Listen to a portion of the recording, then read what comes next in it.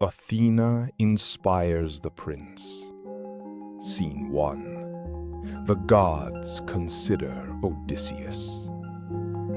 The gods take their places in a widening ring. Poseidon's seat remains empty. Zeus. How mortals love to blame the gods for their sorrows. Think of Aegisthus, who took Agamemnon's wife and cut the king down at his homecoming, though we sent Hermes himself to warn him. His own recklessness doubled the fate he was owed. Athena. Father Zeus, let Aegisthus lie in the ruin he earned. It is Odysseus my heart breaks for. Wise, unlucky Odysseus, held against his will on Calypso's island, longing only for the sight of smoke rising from his own hearth. Has he not paid you sacrifice enough on the plain of Troy? Olympian. My child, how could I forget godlike Odysseus? It is Poseidon, the Earthshaker, who rages without rest for the blinding of his Cyclops son, and drives that man from his homecoming.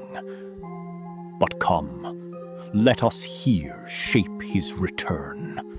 One god cannot hold out against us all. Scene 2. Athena's two-part plan. Athena. Then send Hermes, the guide, the slayer of Argus, across the water, to Ogygia at once. Let him stand before the nymph Calypso with our fixed decree. Hard-enduring Odysseus goes home. And I go to Ithaca myself to breathe strength into his son.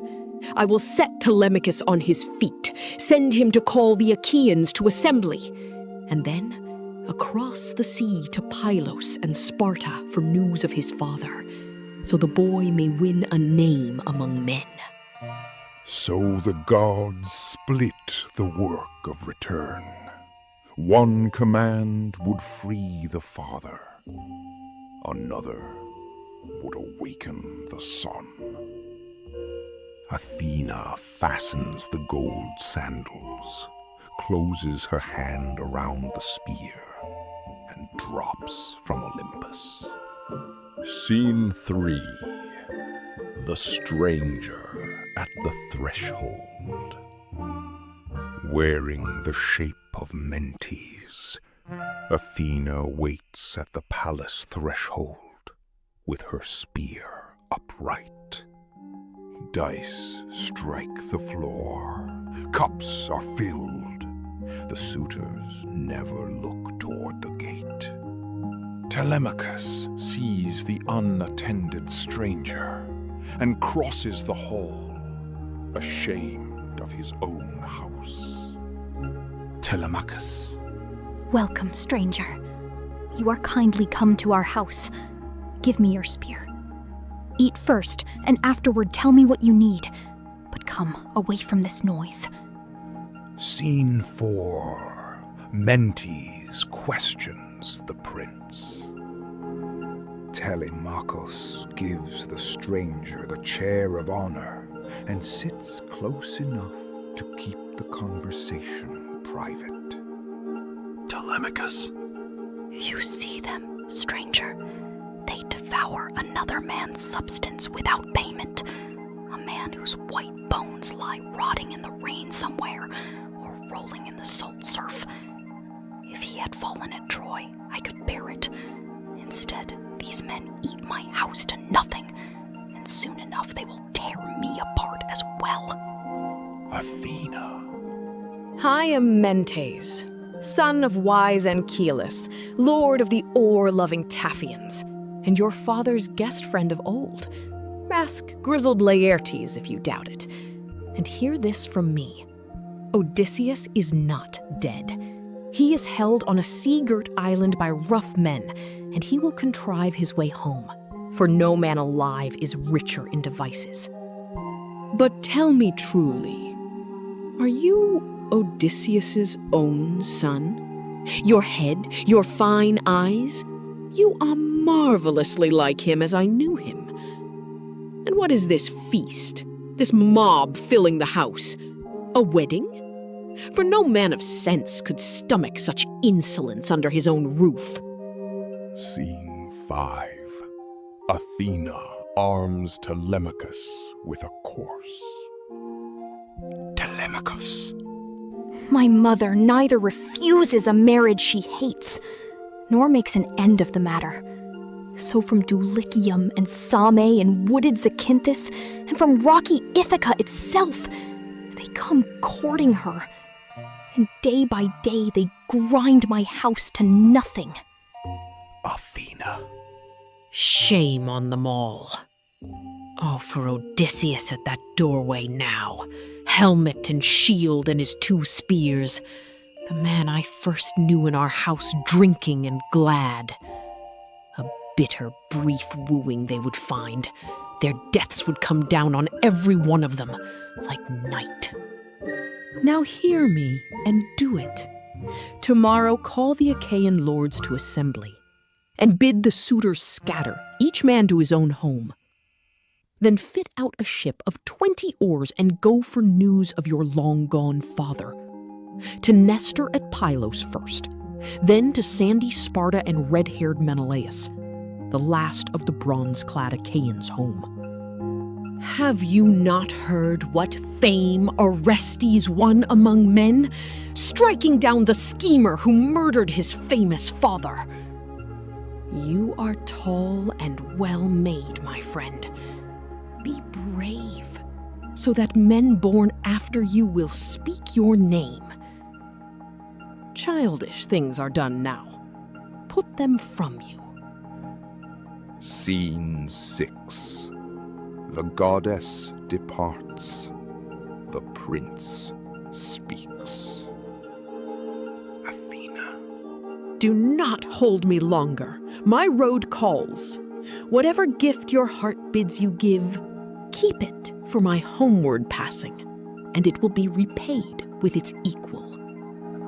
The goddess rises like a bird. Telemachus returns to the hall with his posture changed. Penelope. Phemius, break off this bitter song. It wastes my heart in my breast. You know many another. Sing the deeds of men and gods, but not the Achaeans coming home. Telemachus. Mother, let the singer sing as his mind moves him. Odysseus is not the only man who never came home from Troy. Go up to your rooms and tend your own work, the loom and the distaff. Speech will be the concern of men, and mine above all, for the authority in this house is mine. And at dawn, I call the assembly. Night sealed the household, but Telemachus lay awake inside the course Athena had set. Book 2. Telemachus sets sail. Scene 1. Telemachus calls the assembly. Telemachus. Heralds, sound the call. Summon the long-haired Achaeans to assembly at first light, every man of them. He enters with 2 hounds and takes the seat that belonged to his father. Egyptius. Who has called us here? Not once since great Odysseus sailed in the hollow ships have we met in council. What man had such need, young or old? Has he word of the army coming home?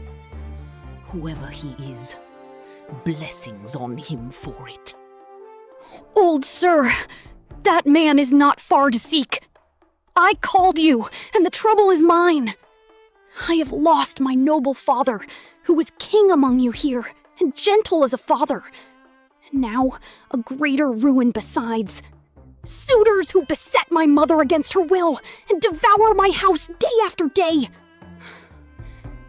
By Olympian Zeus, and by Themis who seats the councils of men, I call it wrong, and I cannot fight it alone.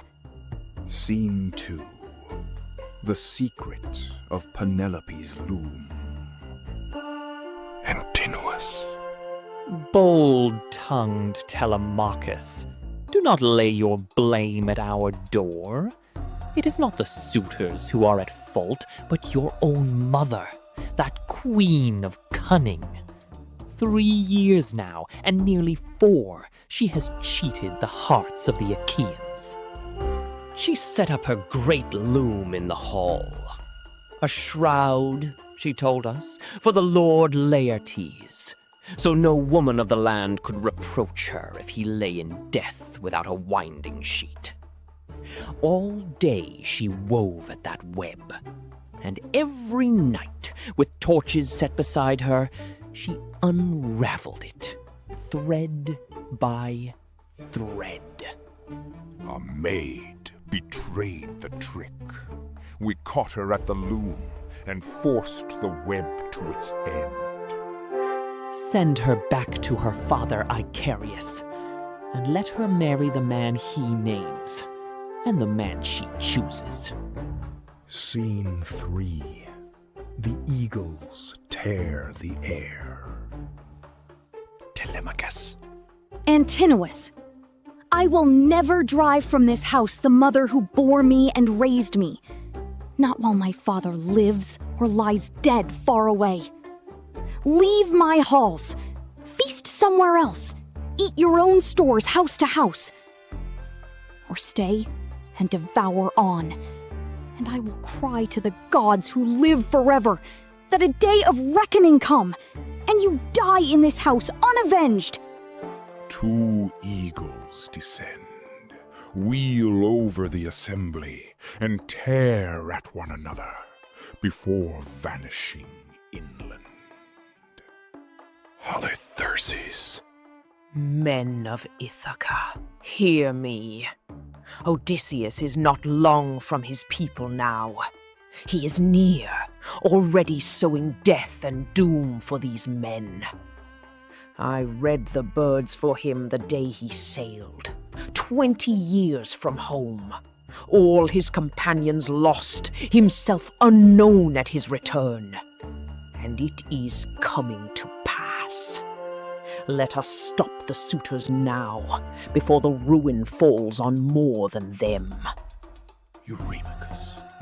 Old man, go home and prophesy to your children. Birds are forever crossing the sunlight, and not all of them mean anything. Odysseus is dead far away, and a pity you did not die with him. Keep pouring out omens and goading this angry boy, and your prophecy will cost you a fine you will weep to pay. Scene 4. Mentor rebukes Ithaca. Telemachus. Enough of this. Give me a swift ship and 20 companions, for I go to Pylos and to Sparta, seeking news of my father so long away. If I hear he lives and is coming home, I can hold out 1 year more. If I hear he is dead, I will raise his mound, pay him all the honors owed, and give my mother to a husband. Mentor. Hear me now, men of Ithaca. Let no sceptered king ever again be kind and gentle, since none of you remembers godlike Odysseus, who ruled you mild as a father. I do not begrudge the proud suitors their violence. They wager their own heads on it. It is you I blame, the many who sit here dumb and never say one word to shame a few. Leocritus. Mentor, you crazed old rabble-baiter. Would you rouse the town against us? Fighting men over a dinner is grim work. Why, if Ithacan Odysseus himself came home and found us feasting in his hall and set his heart on driving us out, his wife would have small joy of the husband she longs for. He would meet an ugly death then and there, one man against so many. Leocritus dissolves the assembly. Citizens disperse, and the suitors return to the palace. Scene 5. Athena answers on the shore. Telemachus. Hear me, God who came yesterday to our house and bade me sail the misty sea for news of my father's return. All of it the Achaeans thwart, and the suitors first in their evil insolence. Hear me now. Athena. Never announce yourself. Never read flatly. Telemachus. You will prove no coward and no fool hereafter, if one drop of your father's fine spirit is truly in you. That man made word and deed agree, and so will you. This voyage will not fail. I sailed with your father of old, and I will sail with you, and find you a swift ship besides. Go home now, and move among the suitors as if nothing has changed. Make ready the stores, wine in 2-handled jars and barley meal in tight skins, the marrow of men. I will gather a willing crew through the town and choose the best ship in sea-girt Ithaca, and we launch her on the dark water tonight.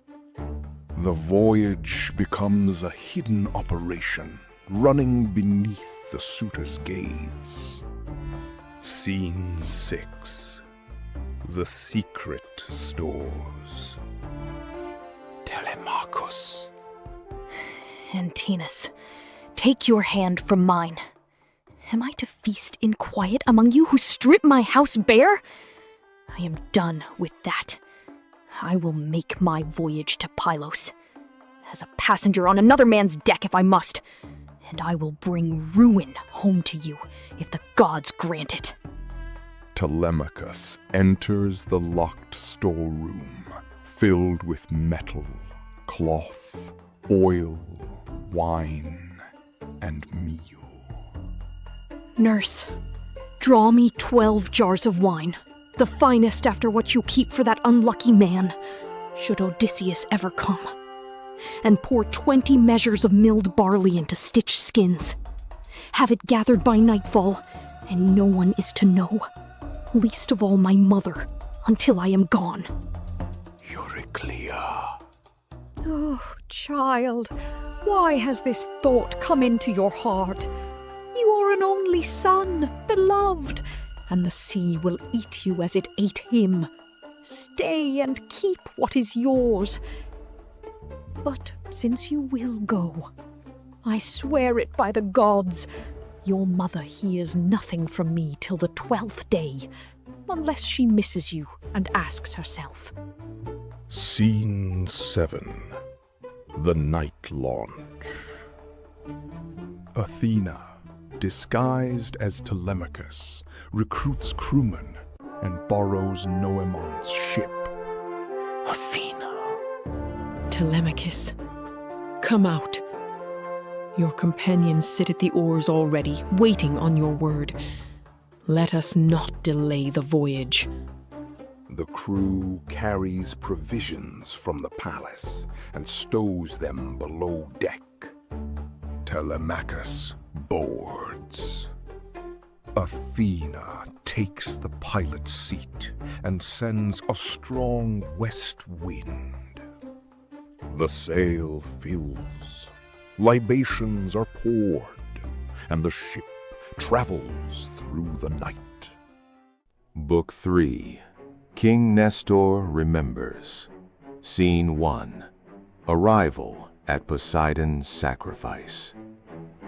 At sunrise, the ship reaches Pylos, when 9 great divisions sacrifice black bulls to Poseidon.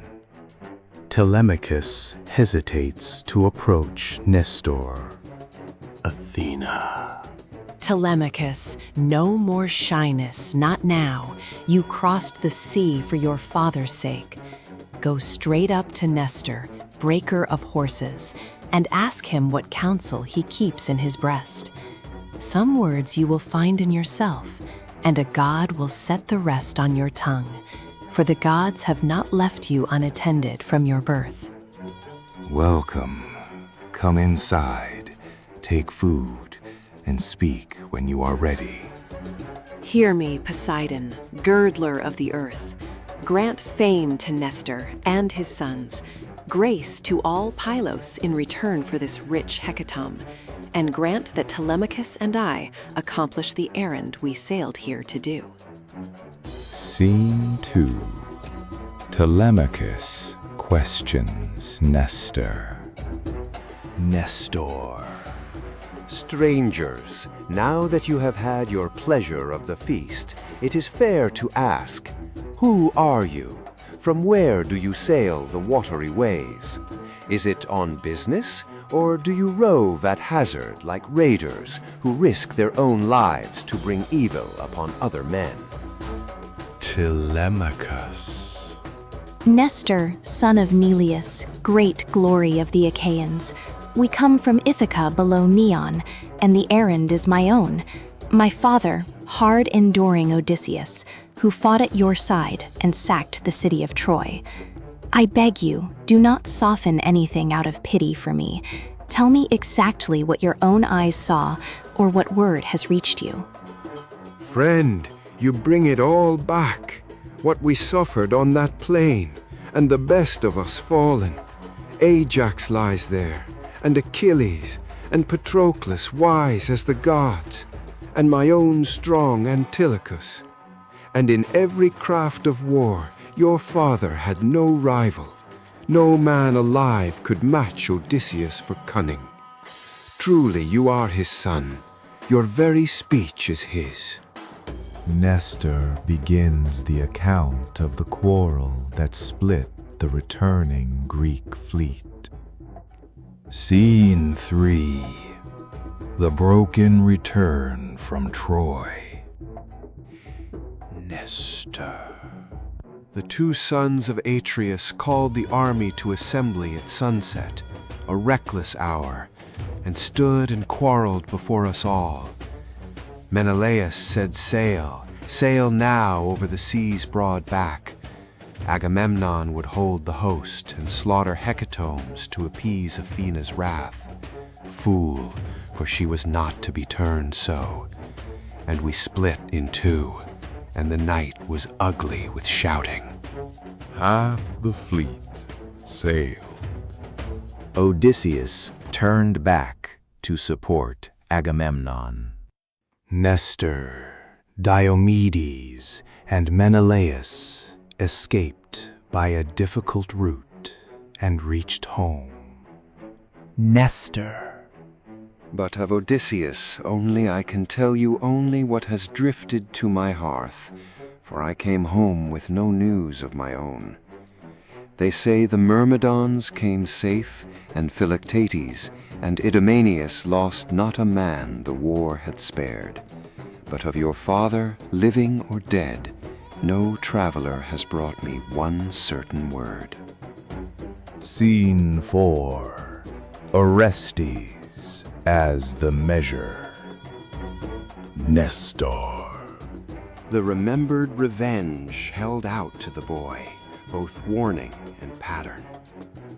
You know how Aegisthus, while we bled at Troy, sat safe in horse pasturing Argos and charmed Agamemnon's wife, and how he cut the king down at his own hearth on the day of his homecoming. But payment came for it.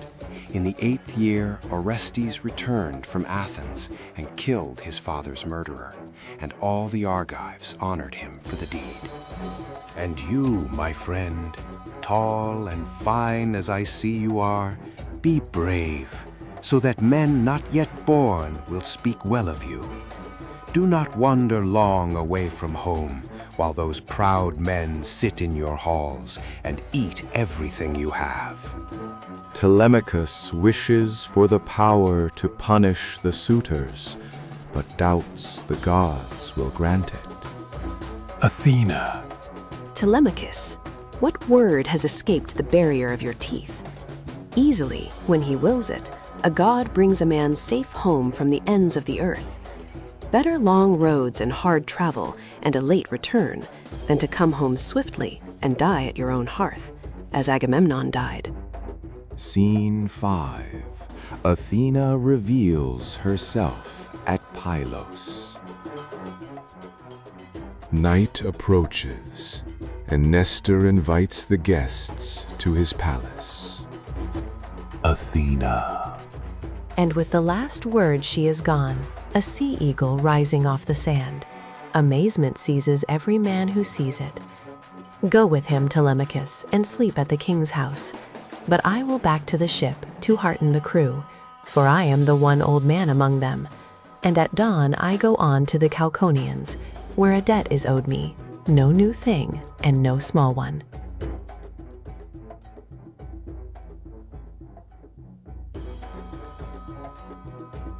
Nestor. Dear boy, no fear that you prove base or weak, when gods walk beside you so young. And that was no other of the Olympians, but the daughter of Zeus himself, the glorious gray-eyed one, who honored your father among the Argives. Be gracious, mistress, grant fair fame to me, to my children, to my honored wife, and I will sacrifice to you a yearling heifer, broad-browed, unbroken, her horns wrapped in gold. At dawn, a heifer is sacrificed. Telemachus is bathed and dressed for departure. Scene 6. The chariot road to Sparta. Nestor. Never announce yourself, never read flatly. Orders rolling out easy as breath, the household springing to them. Quickly now, my sons, harness the flowing-maned horses to the car for Telemachus, and let the housekeeper load bread and wine and such meats as king's sons feed on. He has far to drive before nightfall. Pisistratus takes the reins beside him and drives out of Pylos. Pisistratus spend the night at Pera under Diocles' hospitality.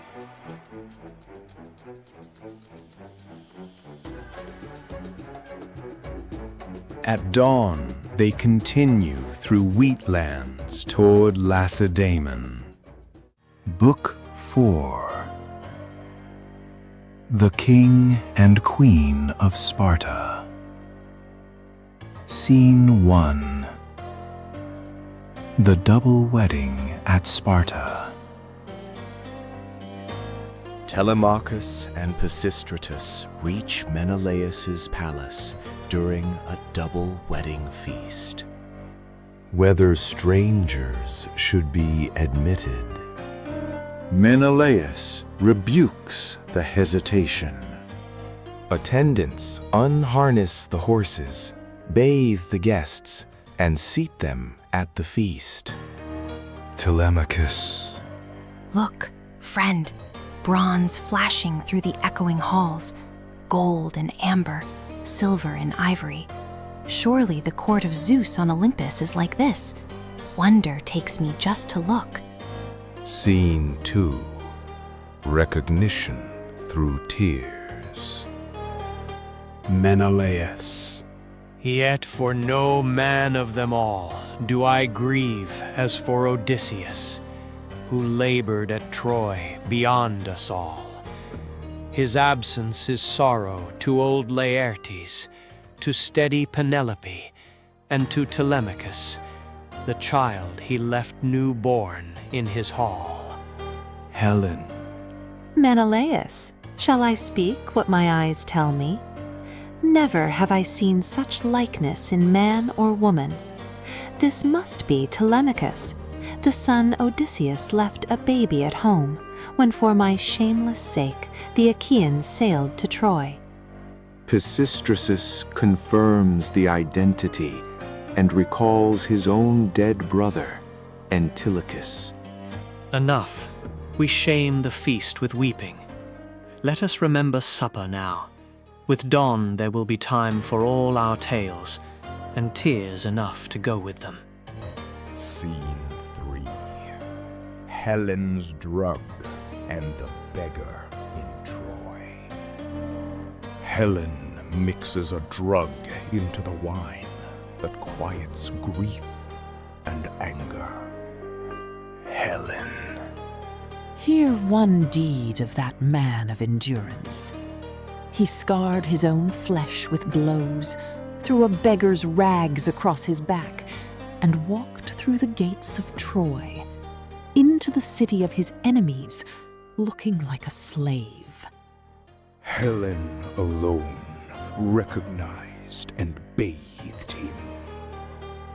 He revealed the Greek plan after binding her to secrecy.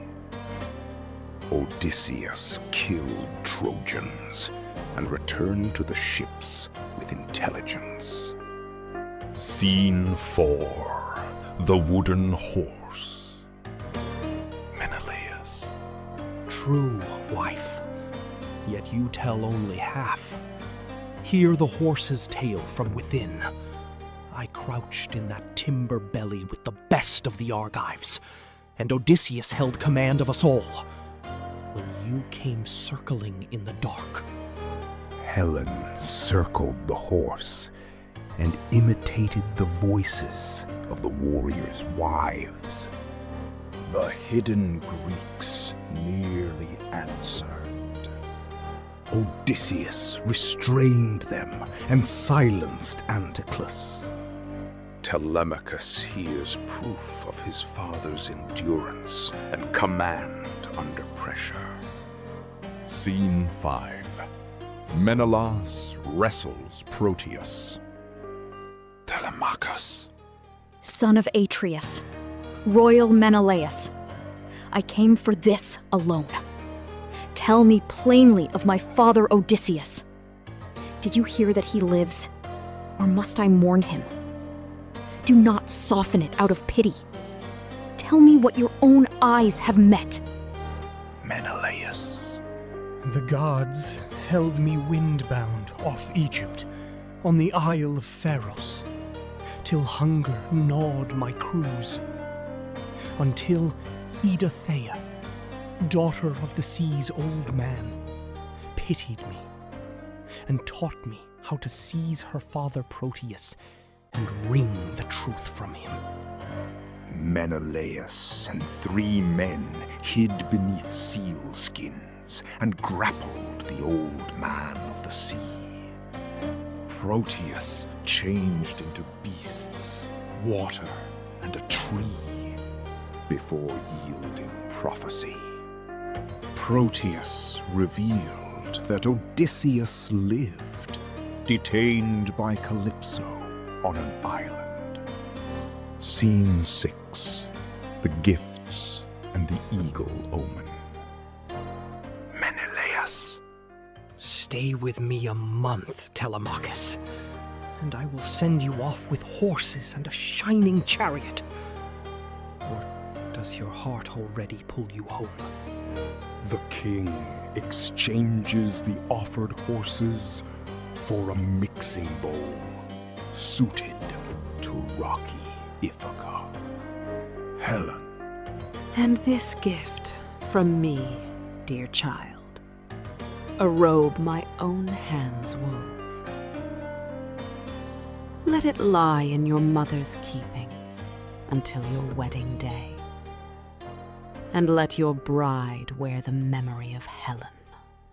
As the travelers depart, an eagle carrying a goose appears and Helen reads it as Odysseus's returning vengeance. Scene 7. The suitors prepare an ambush.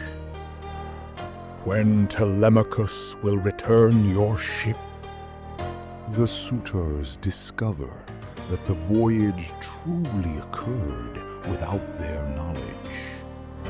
Antinous selects a crew and sails to the strait between Ithaca and Same to ambush the prince.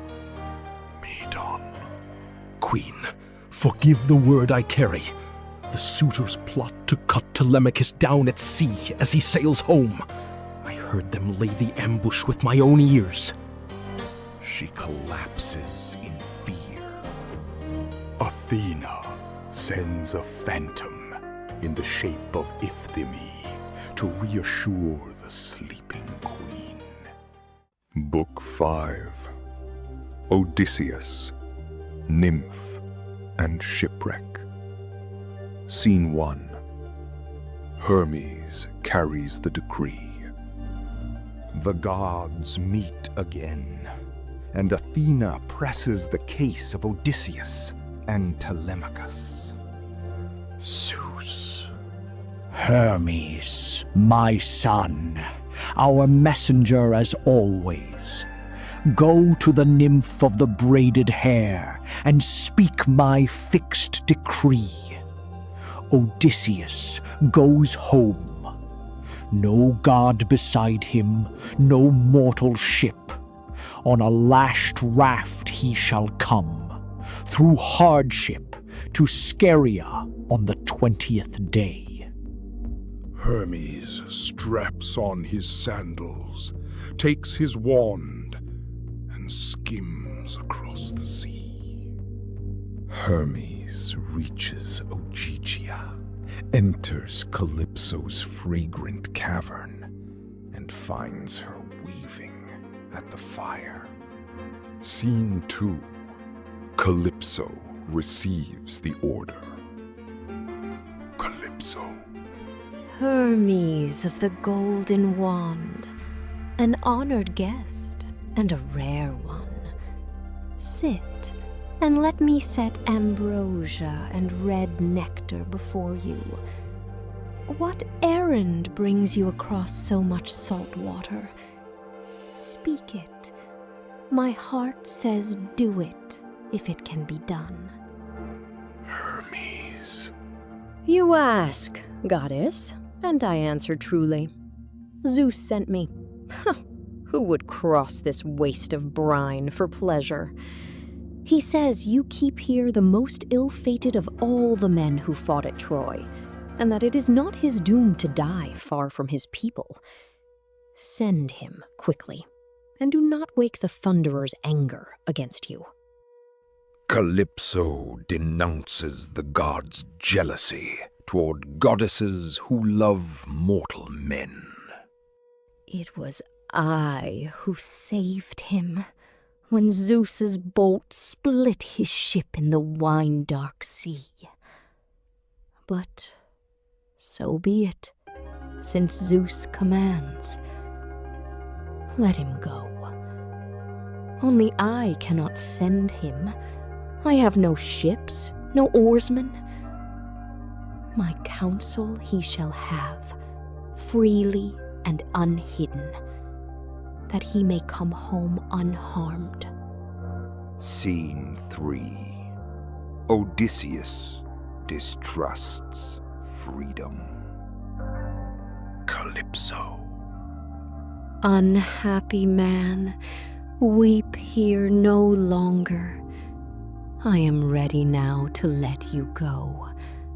Rise, cut long timbers, and build yourself a broad raft, and I will stock her with bread and water and red wine, and send a fair wind behind you for home. Calypso suspects a trap and demands a binding oath that she will not plan his ruin.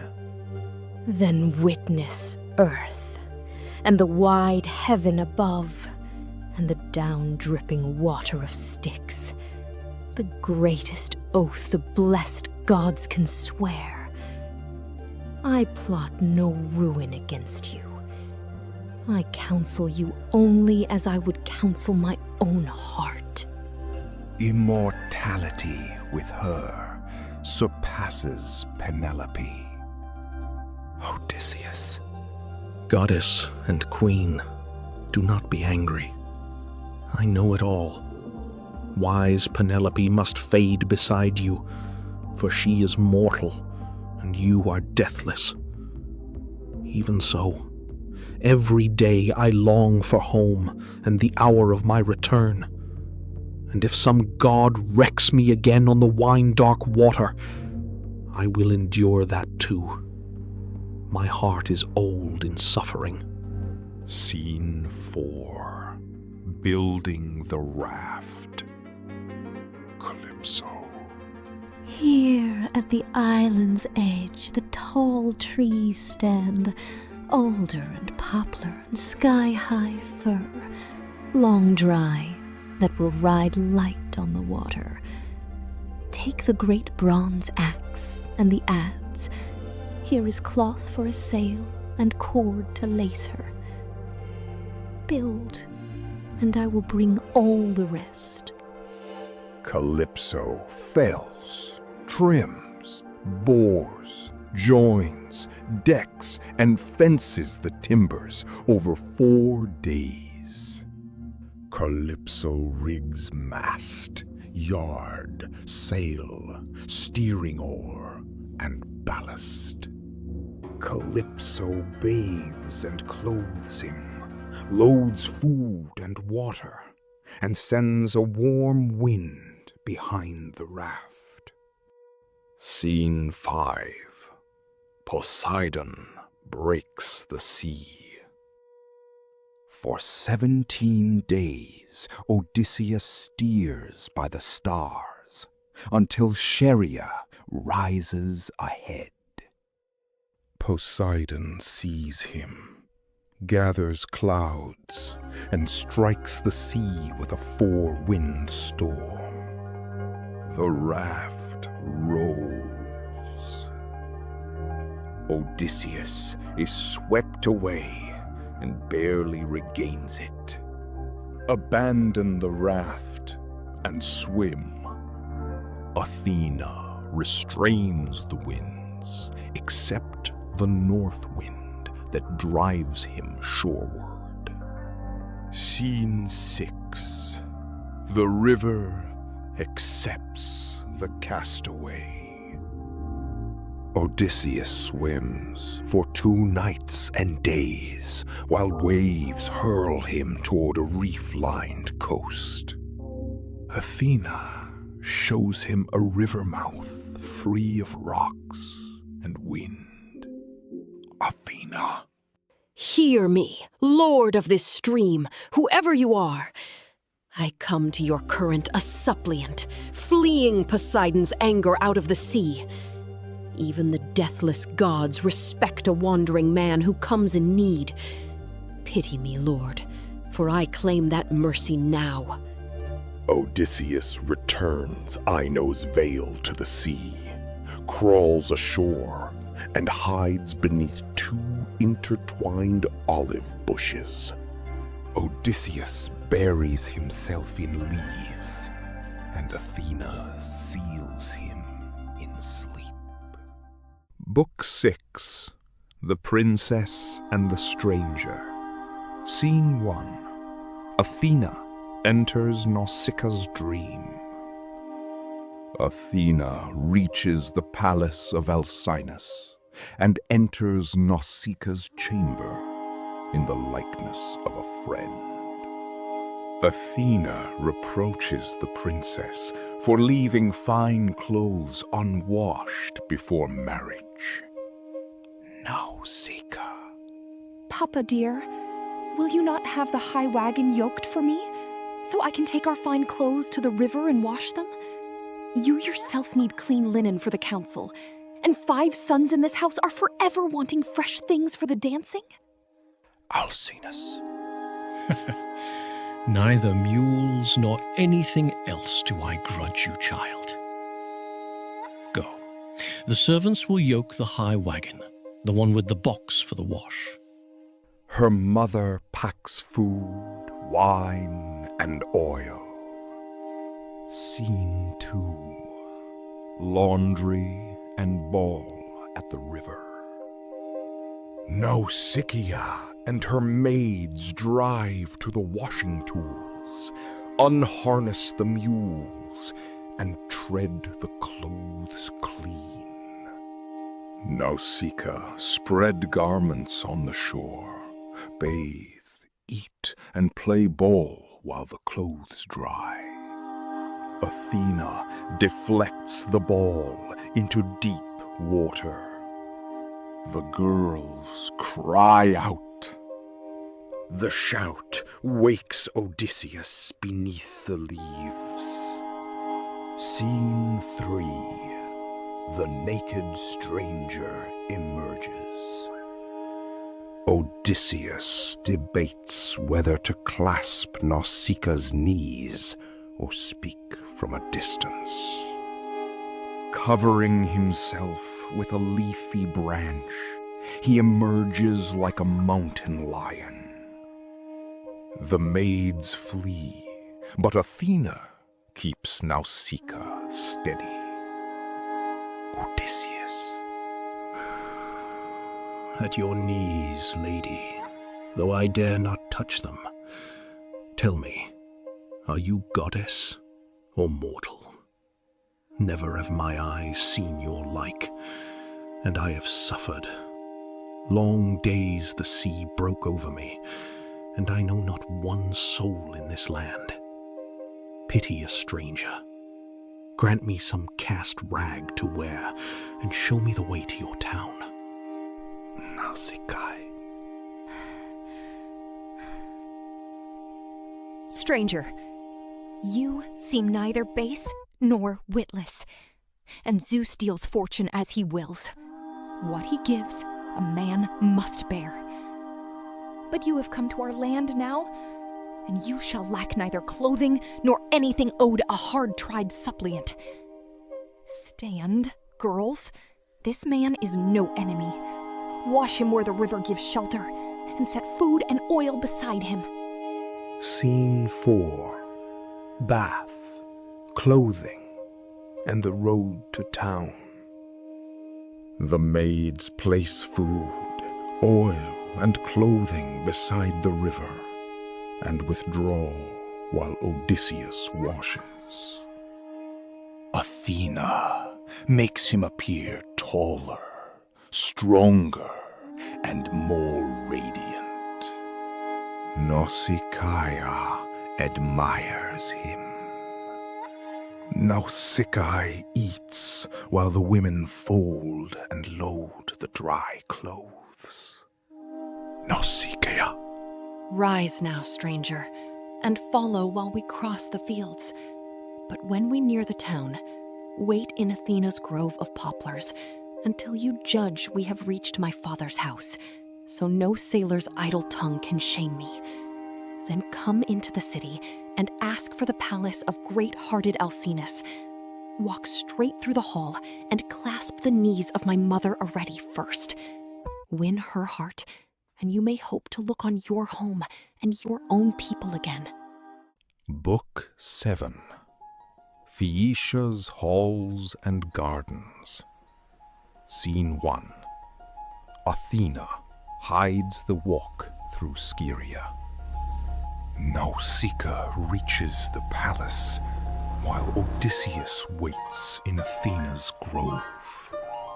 Nausicaa enters the city, wrapped in a divine mist. Athena appears as a young girl carrying a pitcher and guides him through streets and harbor. Athena. These Phaeacians love oar and sail, and do not warm to strangers. So walk quickly and question no one. Go straight through the hall to the queen Arete, whom the people honor like a god. Win her heart, and you may yet see your home and your own high-roofed house. Scene 2. The Palace and the Gardens. Odysseus stops before Alcinous's palace, dazzled by bronze walls, golden doors, and guardian dogs.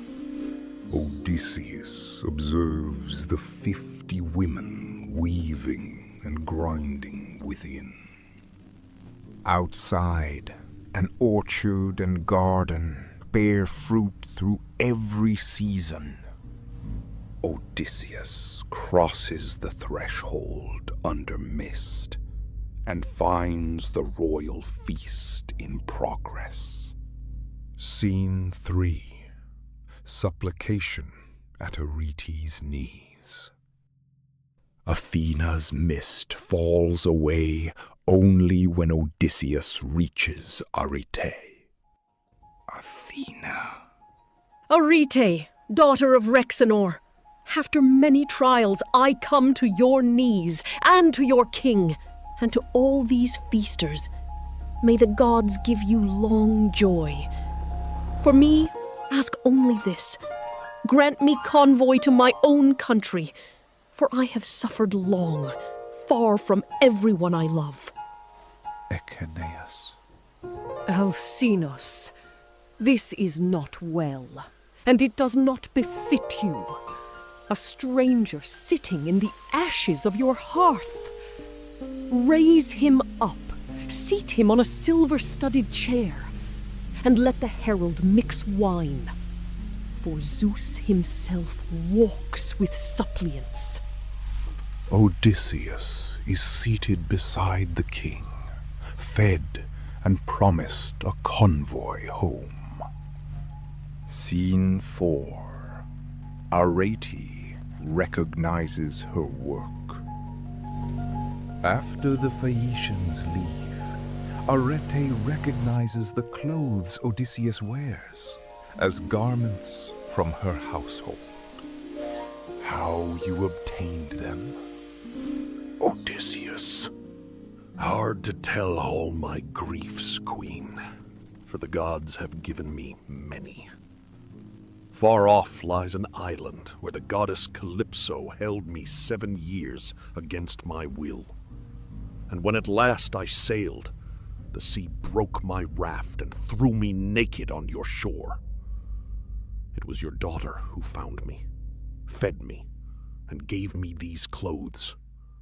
Blame her for nothing, for I chose to walk behind alone, fearing men's idle talk. Alcinous. One thing only my daughter missed, that she did not bring you straight to our doors. Yet your care does you credit, stranger. Would to Zeus a man like you might stay, and be called my son, with house and wealth from my hand. But no one holds you against your will. Tomorrow you shall have ship and oarsmen for your home, though it lie farther than the farthest island. Book 8. A day for songs and contests. Scene 1. The Phaeacian assembly and the ship. At dawn, Athena moves through the city in a herald's form, calling the people to assembly. Athena makes Odysseus appear larger and more impressive as he enters. Alcinous. Draw a black ship down to the bright sea, and let 52 picked youths make her ready for the voyage. The rest of you, lords, come to my hall. We feast this stranger. And summon Demodocus, for to him the god has given song beyond all others. For to him the god has given song beyond all others. The people ready the vessel, while the palace fills for celebration. Scene 2. Demodocus sings of the quarrel. Feast, listeners. Sing, Demodocus. Sing the famous quarrel. Odysseus and Achilles, best of the Achaeans, at strife with high words at the gods' rich feast. Odysseus repeatedly hides his face in his cloak and weeps. Alcinous alone notices and stops the song by proposing athletic games. The company moves from the hall to the contest field. Scene 3. The Athletic Challenge. Phaeacian youths compete in running, wrestling, jumping, discus, and boxing. Laodamas invites Odysseus. Euryalus insults him as a merchant without athletic skill. Odysseus. That was badly spoken, young man, and it stings me to my feet. See where the stone flew. Past every mark of yours, and I threw it clothed and weary. Now let any Phaeacian, but Laodamas, my host's son, come and try me. Boxing, wrestling, or the race, I refuse no one. Alcinous calms the confrontation and shifts the display toward dance and song. Scene 4. The Dance and the Net of Hephaestus. Demodocus. Hear now how Ares and golden Aphrodite lay together in secret, and how the lame smith Hephaestus forged a net fine as spider thread that no eye could see, and caught the lovers fast in his own bed, till all the gods stood laughing at the door. Phaeacian dancers perform a ball dance with precise leaps and exchanges. Odysseus. Alcinous, you boasted your dancers were the best beneath the sun, and here the boast stands proved. Wonder takes me as I watch. Their feet flash and my eyes cannot follow.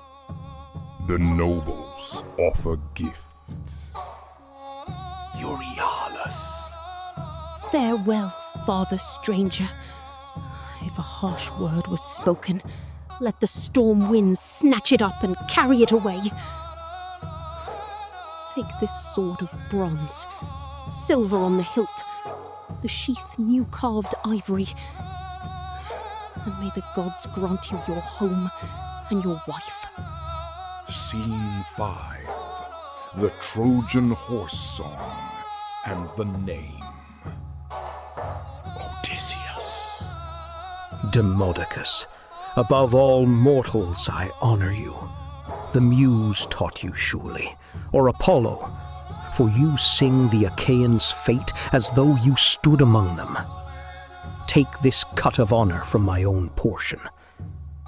Now, shift your ground, and sing the wooden horse, the trap Epeius built with Athena, that noble Odysseus led up into Troy filled with fighting men. Sing now the Greeks' emergence, the sack, and Odysseus's attack on Deiphobus's house. Odysseus weeps like a captive woman over a fallen husband. Alcinous. Stop the lyre, Demodocus. Not all here take joy of it. For since the song began, our guest has not once left off weeping. Now, stranger, hide it no longer. Tell me the name your father and mother called you, and your land, and your city. And say why you weep at the doom of the Argives in Troy. Did some kinsman fall there, or a comrade dear as a brother? Odysseus prepares to narrate his wanderings. Book 9. In the one-eyed giant's cave. Scene 1. Odysseus names himself. Odysseus. Alcyoneus, mighty king. It is a fine thing to hear a singer such as this, whose voice is like a god's. No moment is sweeter than when joy holds a whole people. Feasters range down the hall listening, the tables full of bread and meat, the steward pouring wine. This seems to my own heart the fairest thing there is. But you ask my name, and I will hide it no longer.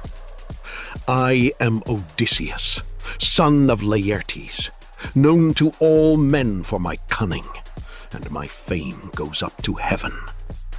Odysseus describes Ithaca's rugged beauty and his longing to return. Odysseus begins the account of the disasters that followed Troy. Scene 2. The raid on the Cicones. Odysseus's fleet sacks Ismarus and divides the captured wealth. Odysseus's fleet crews. Not yet, Captain! The sheep are fat and the wine runs dark and sweet. One more cup on the beach and then we row. Cicones from inland arrive in organized force and fight through the day. 6 men from every ship are killed before the fleet escapes at dusk. Scene 3. The Lotus Eaters. A north wind drives the ships off course for 9 days. They land among the Lotus Eaters and send 3 scouts inland. The inhabitants offer lotus. Those who taste it lose all desire for home. Odysseus. Take them, though they weep. Bind them under the benches. The rest of you aboard and to your oars now, before another man tastes the lotus and forgets his home. Scene 4. Goat Island and the Cyclops coast. The fleet reaches a fertile, unworked island opposite the Cyclopes' land.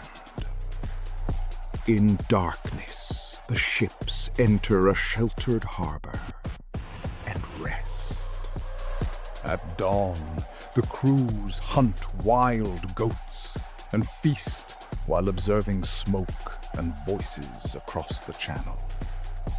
Odysseus takes 1 ship and selects 12 men to investigate the neighboring people. Scene 5. The Empty Cave. Odysseus carries a skin of Mairon's powerful wine and leads 12 men to a huge cave.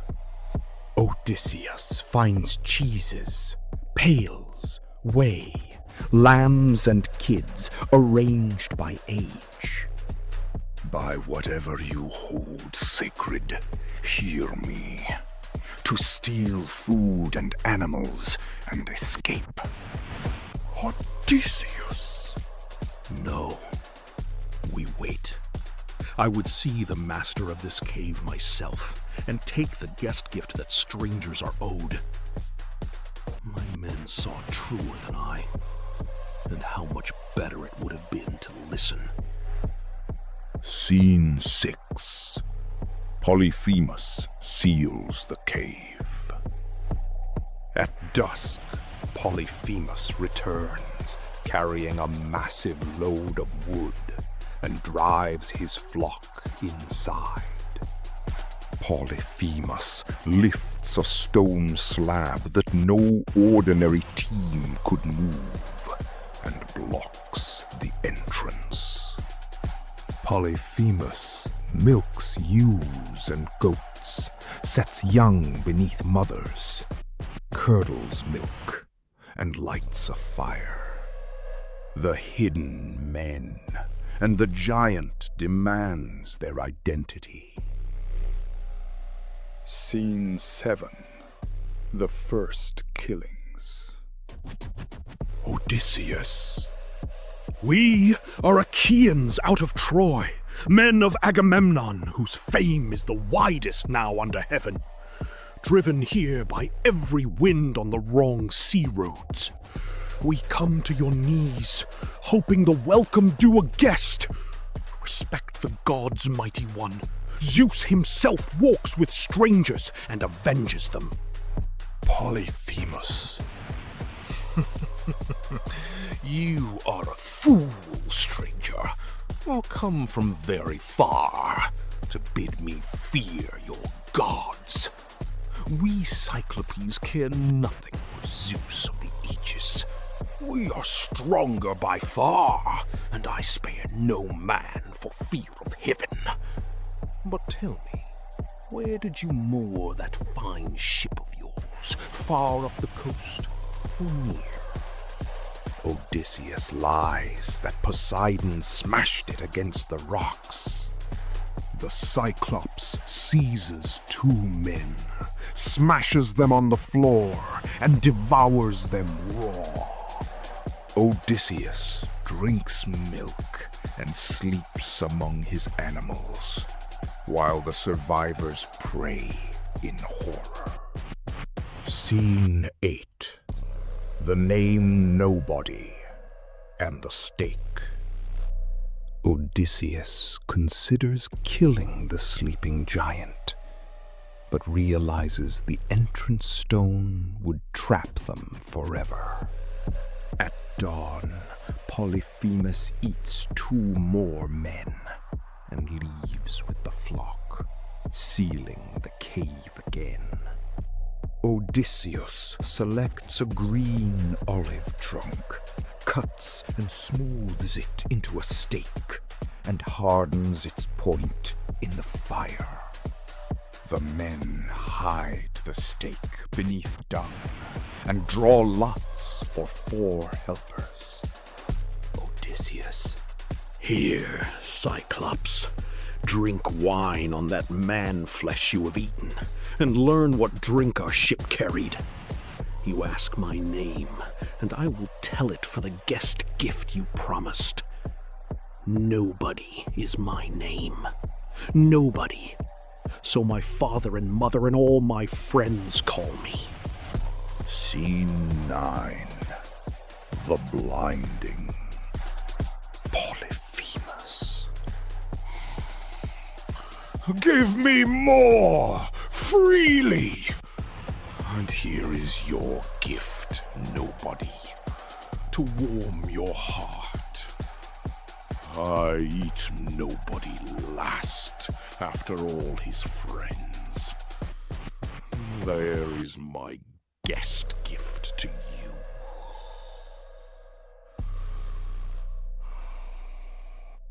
Odysseus heats the stake until it glows, and the chosen men drive it into the Cyclops' eye. Odysseus twists it as blood and steam erupt. Polyphemus wakes with a roar and tears it free. Cyclopses outside.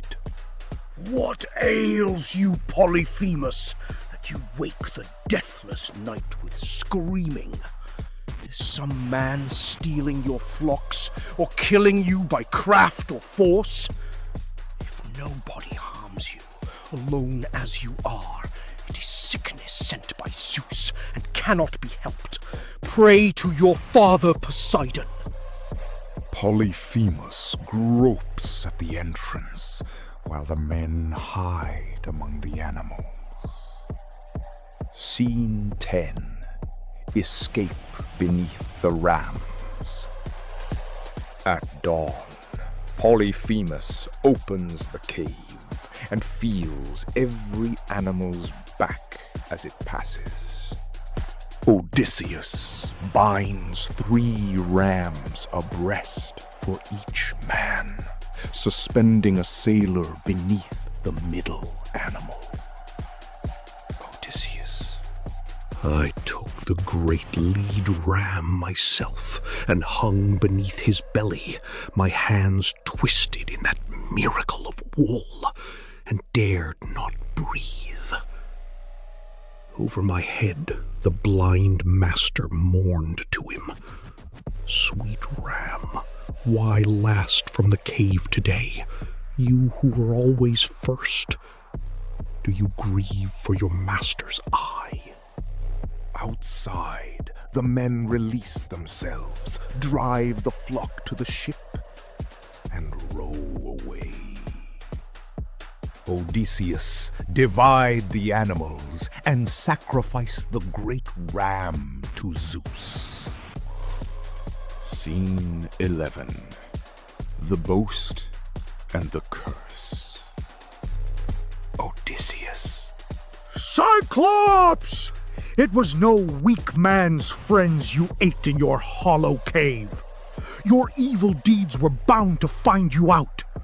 You dared devour guests in your own house, and Zeus and the gods have paid you for it. Polyphemus tears off a mountain peak and hurls it, driving a wave that nearly beaches the ship again. Cyclops, if any mortal ever asks who put out your eye so shamefully, tell him this.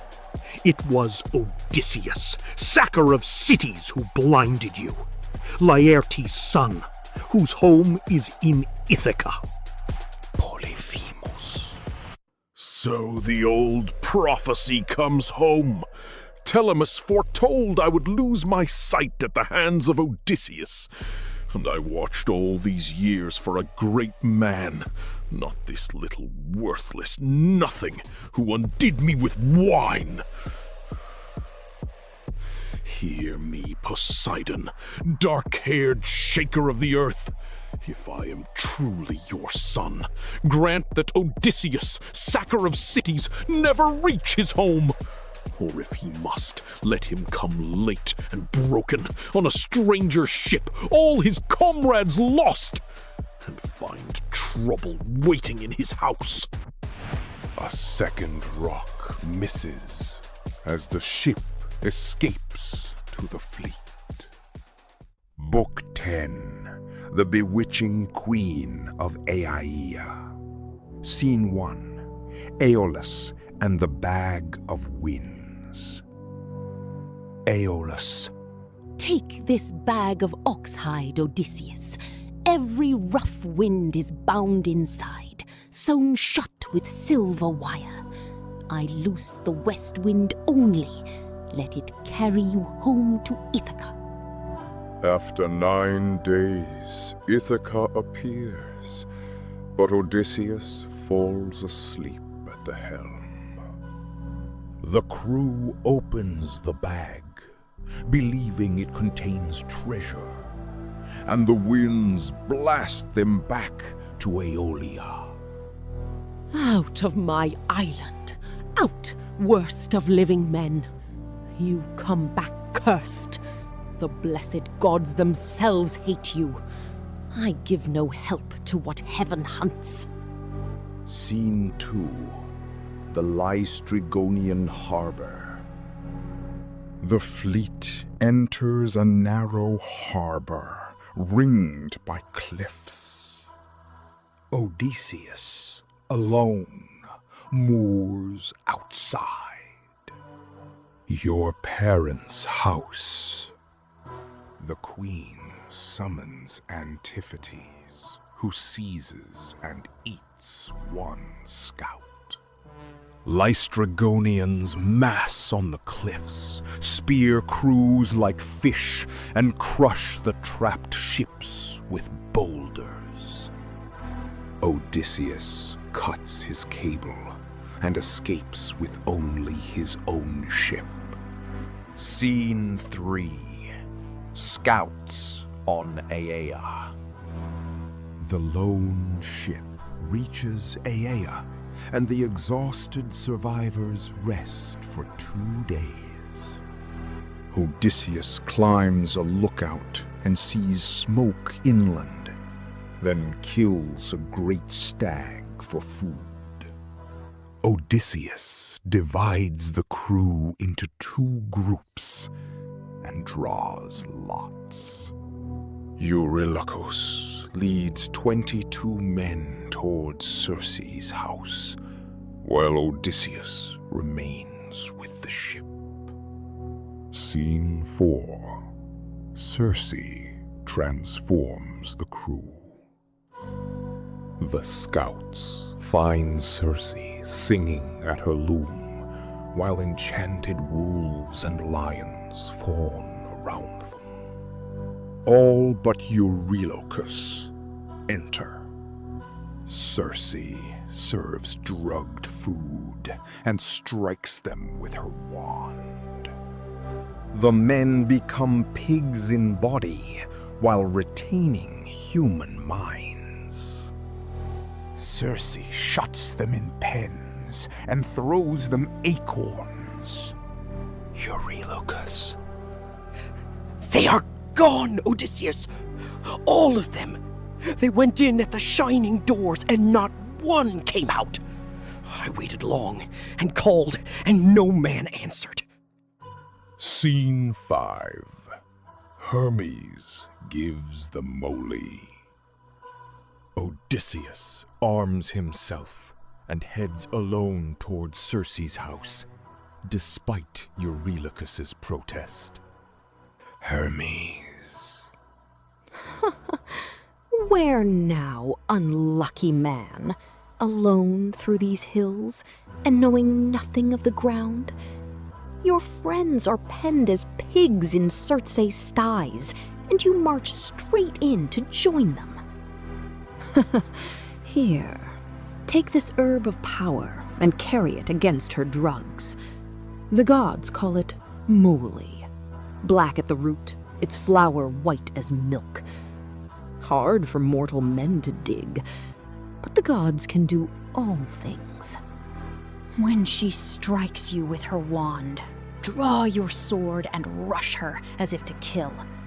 And before you go to her bed, make her swear the great oath of the gods that she plots no further harm, lest she strip you naked and unman you.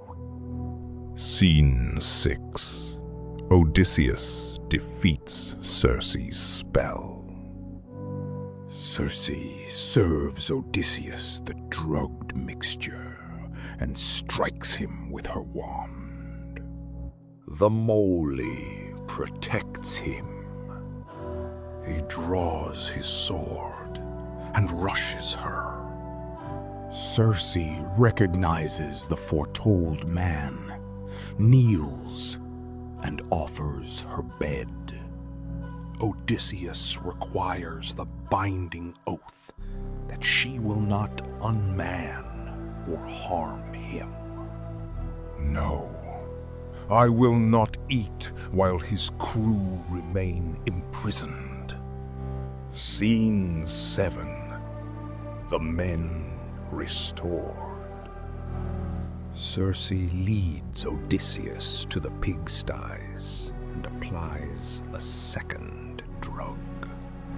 The swine regain human form, younger and more handsome than before. Circe recognize Odysseus and embrace him in tears. Even Circe is moved. Odysseus, hold the ship high and follow me.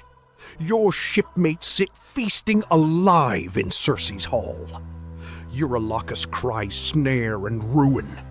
I say the danger is past, and hanging back now costs more than you fear. The men live in Circe's halls for a year, until they demand the journey resume. Scene 8. The road to the dead.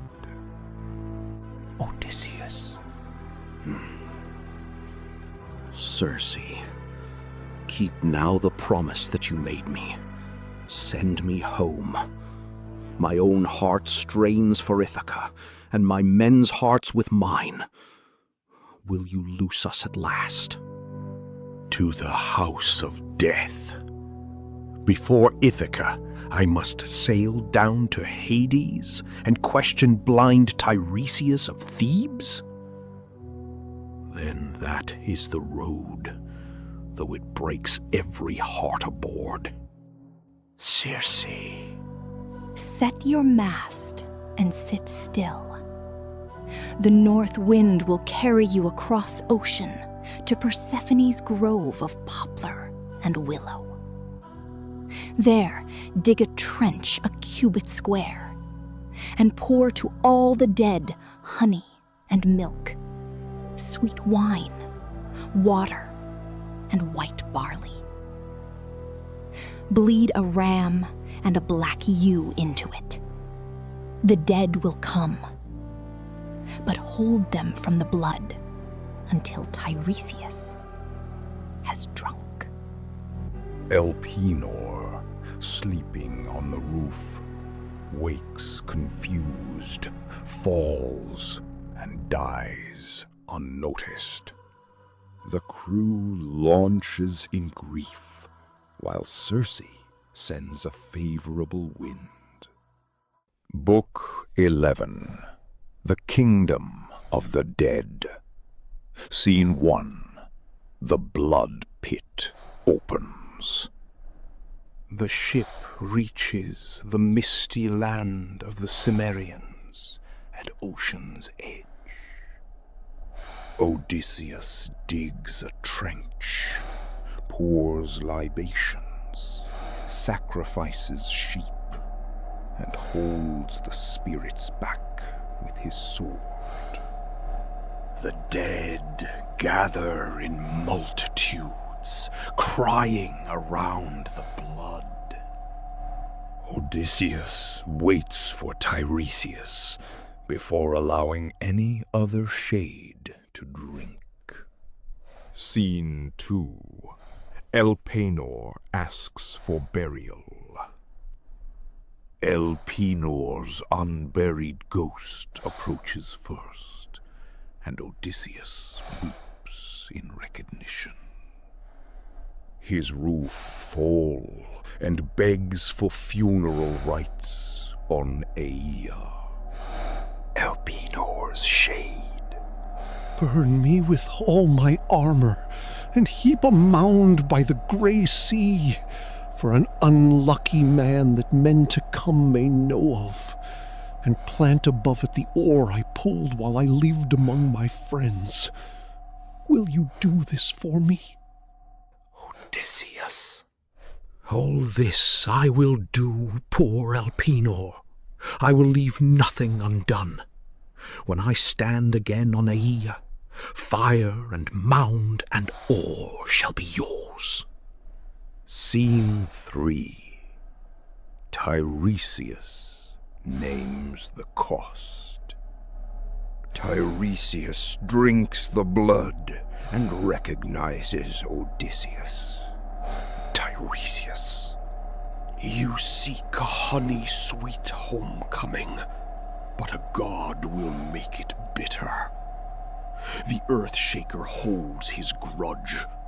You blinded the son he loved, and he does not forget. Hear me, all of you. When you come to Thrinacia, where the cattle of the sun graze, keep your hands from those herds. Harm them, and I foretell ruin for ship and crew. And if you yourself escape, you come home late and wretched, on a stranger's ship, with every companion lost. Tiresias foretells Odysseus's lone return, the suitor's punishment, and a final inland journey carrying an oar. After a distant sacrifice to Poseidon, death will come gently in old age. Scene 4. Anticlea and the 3 embraces. Odysseus. Come, mother. Drink of the blood and know me. It is I, alive, your son. Odysseus describes Penelope's fidelity, Telemachus's position, and Laertes' isolated grief. No sickness took you then. It was longing, longing for me, for my counsels and my gentleness, that stole the honey of your life. My going killed you, mother. Odysseus tries 3 times to embrace her, but his arms pass through the shade. Scene 5. The heroines of the past. Odysseus lets a succession of famous women drink and identify their lineages. Tyro tells of Poseidon and your river-born sons. Antiope, Alcmene, Megara, Epicaste, Chloris, Leda, Iphimedea, Phaedra, Ariadne, Mera, Clymene, and Euryphile appear. The sequence becomes a living genealogy of desire, birth, crime, and death. Scene 6. Agamemnon's warning. Agamemnon drinks and tells how Aegisthus and Clytemnestra murdered him at a feast. He describes Cassandra's death and his wife's refusal even to close his eyes. Take warning, Odysseus, to return secretly and distrust women.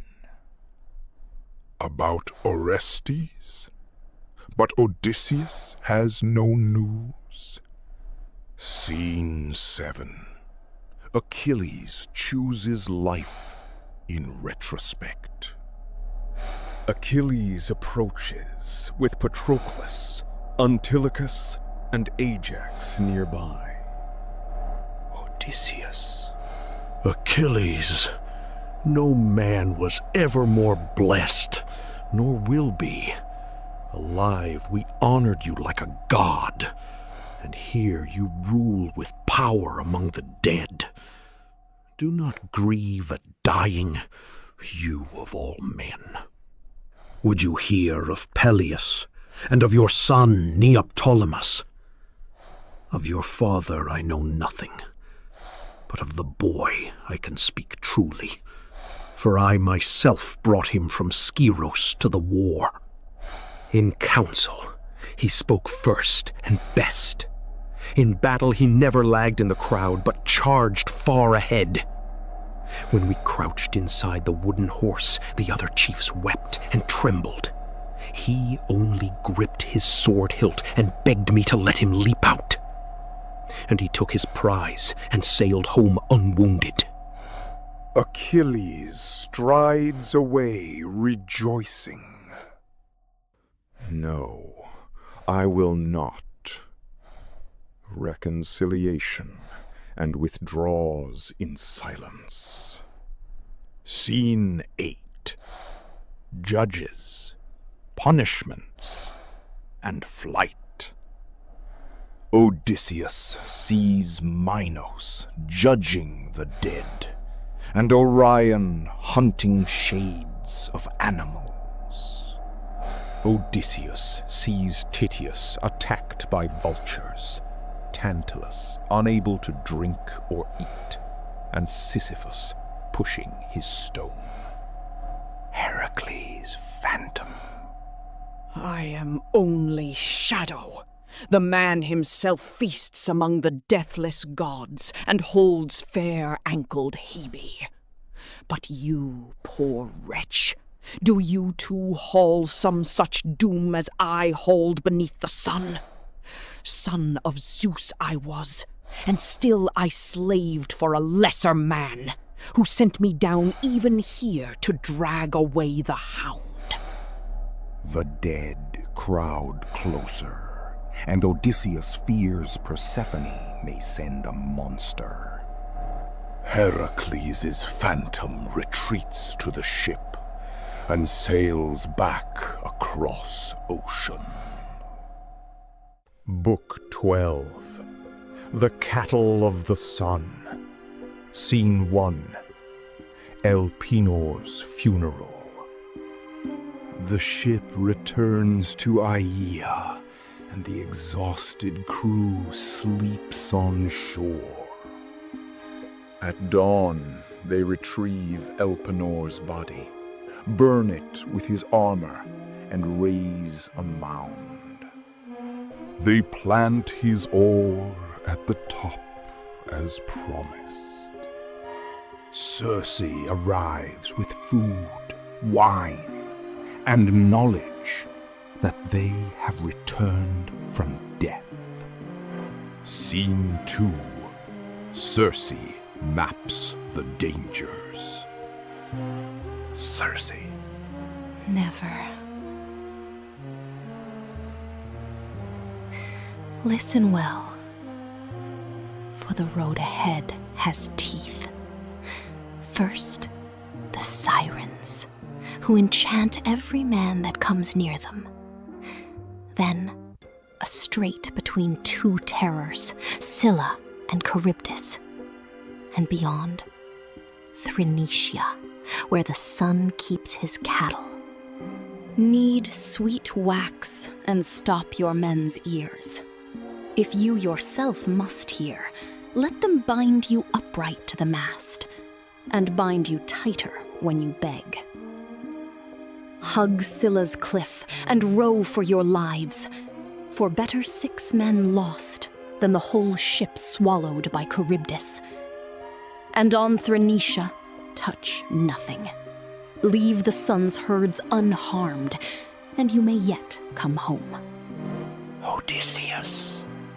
But tell me truly, goddess, when she strikes at my men, can I not stand to her with spear and sword and beat her off? Stubborn man, still spoiling for war and toil, still refusing to bow even to the gods. She is not mortal. She is deathless evil, terrible and wild, and not to be fought. Against Scylla there is no defense but flight. At dawn, the crew launches under a favorable wind. Scene 3. The Siren's Song. The wind dies as the ship approaches the Siren's island. Odysseus softens wax and seals every crewman's ears. The men bind him upright to the mast and row past the flowered shore. The Sirens promise total knowledge. Odysseus struggles and signals to be released. Perimedes and Eurylochus tighten the ropes until the song fades. Scene 4. Between Scylla and Charybdis. The crew hears Charybdis roar and sees spray rising from the whirlpool. Odysseus. Row, friends. We have been in worse and lived, and this too we shall remember. Helmsman, hold her off that smoke and hug the cliff. Keep to the rock, or you kill us all. Odysseus arms himself despite Circe's warning, and searches the rock face. Scylla's 6 heads strike, lifting 6 screaming men from the ship. The survivors pass beyond both monsters while watching their companions die above them. Scene 5. The Island of the Sun. The exhausted crew sees the cattle and sheep of Helios on Thrinacia. Quiet. Odysseus. Row on. We do not land here. Tiresias and Circe both warned me alike. A worst harm waits on that island. Call me merciless if you will, Eurylochus. I would keep you alive.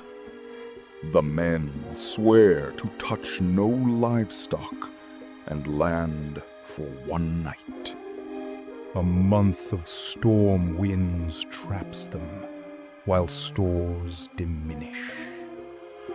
Odysseus repeatedly reminds them of the oath. Scene 6. The cattle are slaughtered. When food is gone, Odysseus withdraws inland to pray, and the gods put him to sleep. Eurylochus persuades the crew to sacrifice the best cattle rather than starve. Eurylochus substitute oak leaves for barley and water for wine. Kill the animals and roast the meat. The hides crawl, and the meat bellows on the spits. Lampetie tells Helios, who demands punishment from Zeus. Scene 7. Zeus destroys the last ship. Odysseus. What have you done? You have slaughtered the sun's own herds while I slept. Oh, Father Zeus, you lulled me to my ruin. This is doom, and no offering on earth will unmake it. On the 7th day, the wind falls, and the ship leaves Thrinacia. Zeus gathers a black cloud and strikes the mast with lightning. The ship shatters, and every crewman drowns. Odysseus lashes keel and mast together. Driven back to Charybdis, he hangs from the fig tree until the timbers re-emerge, then drifts alone to Calypso. Book 13. Ithaca at last. Scene 1. The Phaeacians carry Odysseus home. Odysseus finishes his tale, and the Phaeacians sit in silence. Alcinous. Bring out one more chest, and let every lord of Phaeacia add a tripod and a cauldron to it. Then set the feast, for our guest sails at sundown, and he must leave us glad. At sunset, Odysseus boards the convoy ship and lies on a prepared bed in the stern. The ship runs faster than a hawk while he sleeps, and reaches Ithaca before dawn. The crew carries the sleeping man and his treasure onto the shore. Scene 2. Odysseus wakes on an unknown shore. Odysseus. What land is this now? And what people? The very air is a stranger to me.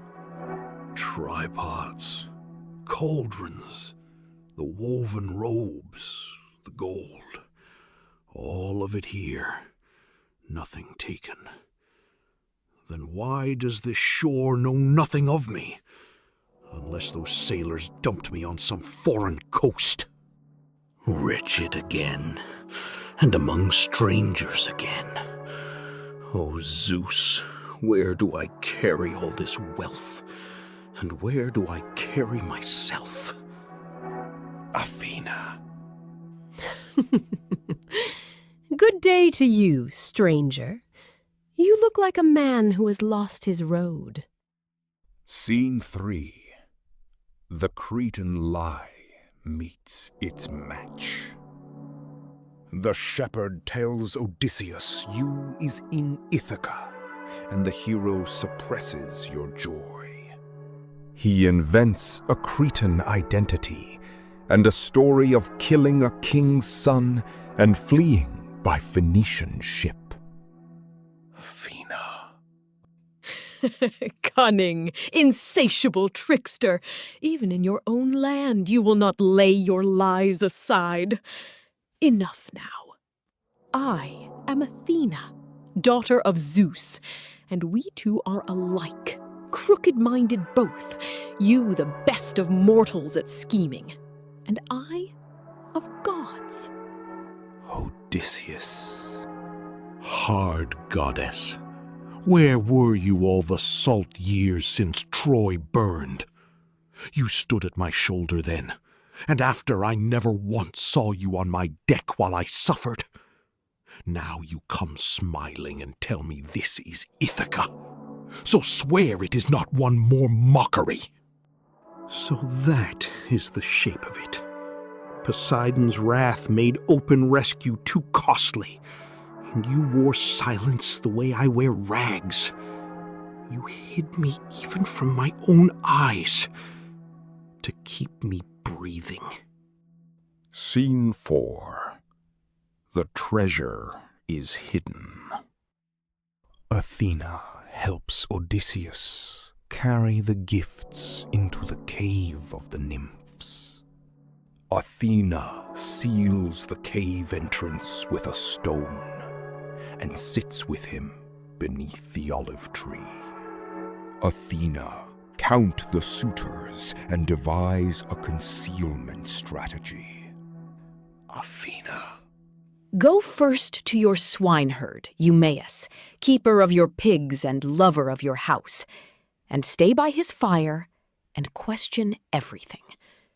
I go to Sparta to fetch your son home. Scene 5. Athena makes the beggar. Athena touches Odysseus with her wand and shrivels his skin, hair, and limbs.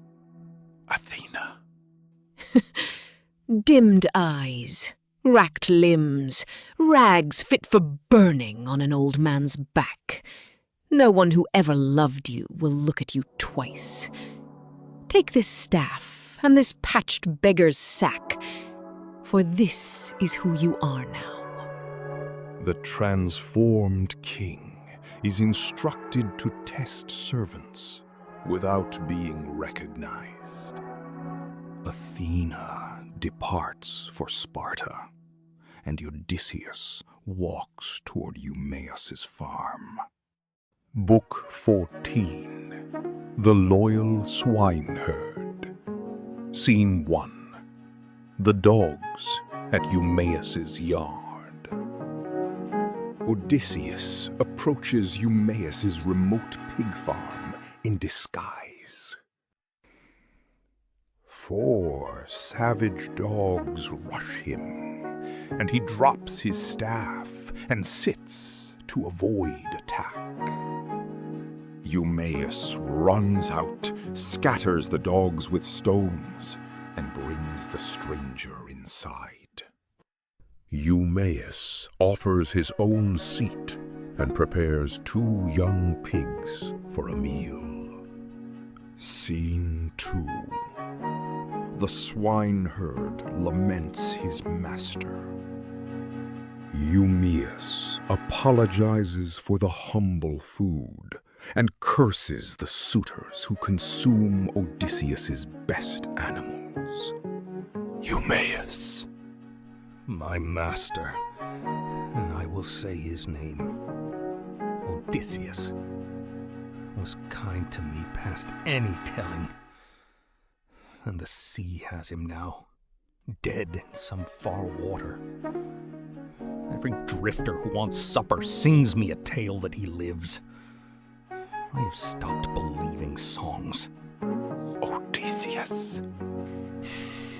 Then hear an oath, not a song. By Zeus of guests, by this table and this fire, Odysseus comes home before this year is out. When he stands in his own hall, give me a cloak and tunic then, and not 1 hour before. Keep your oath, friend, for I'll pay no cloak on it, and Odysseus will not come. Drink your wine, and speak of other things. My heart aches enough whenever his name is said. Scene 3. The Cretan Tale at the Hut. At Eumaeus's request, the beggar invents a long life as a Cretan warrior and raider. Eumaeus, Crete, then Troy, then Egypt in chains. Go on, leave nothing out. And this Thesprotian king, say again what he swore to you about Odysseus and the treasure coming home. The tale mixes precise truth with false identity and tests what Eumaeus will accept. Poor man. Your wanderings wring my heart, and every word of hardship I believe.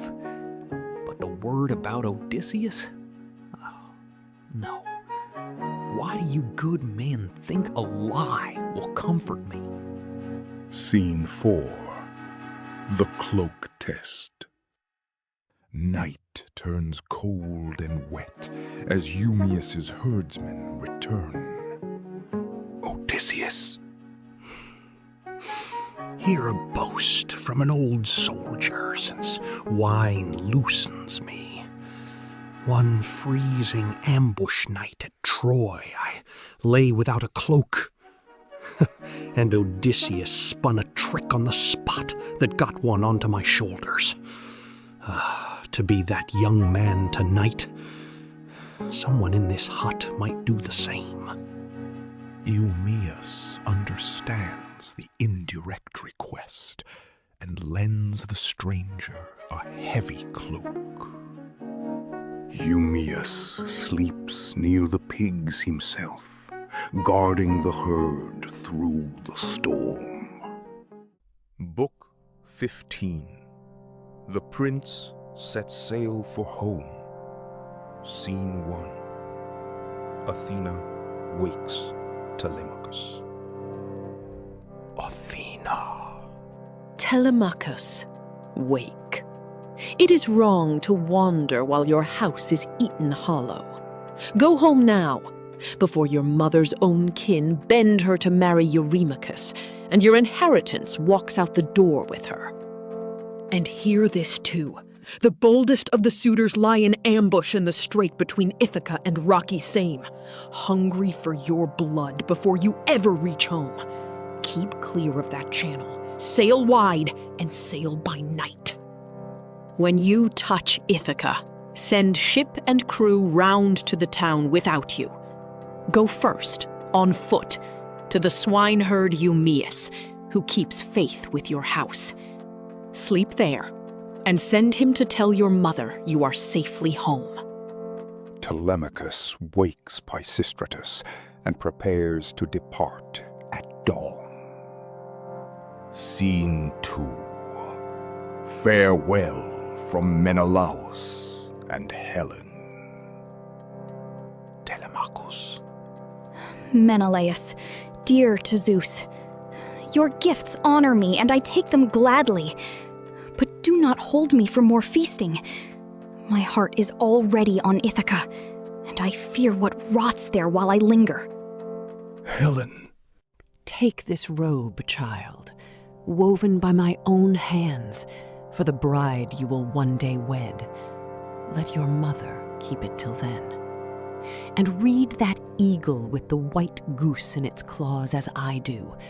So Odysseus, home from long wandering, will stoop upon the suitors, or he is home already, seeding their ruin. The chariot travels back through Phaera to Pylos.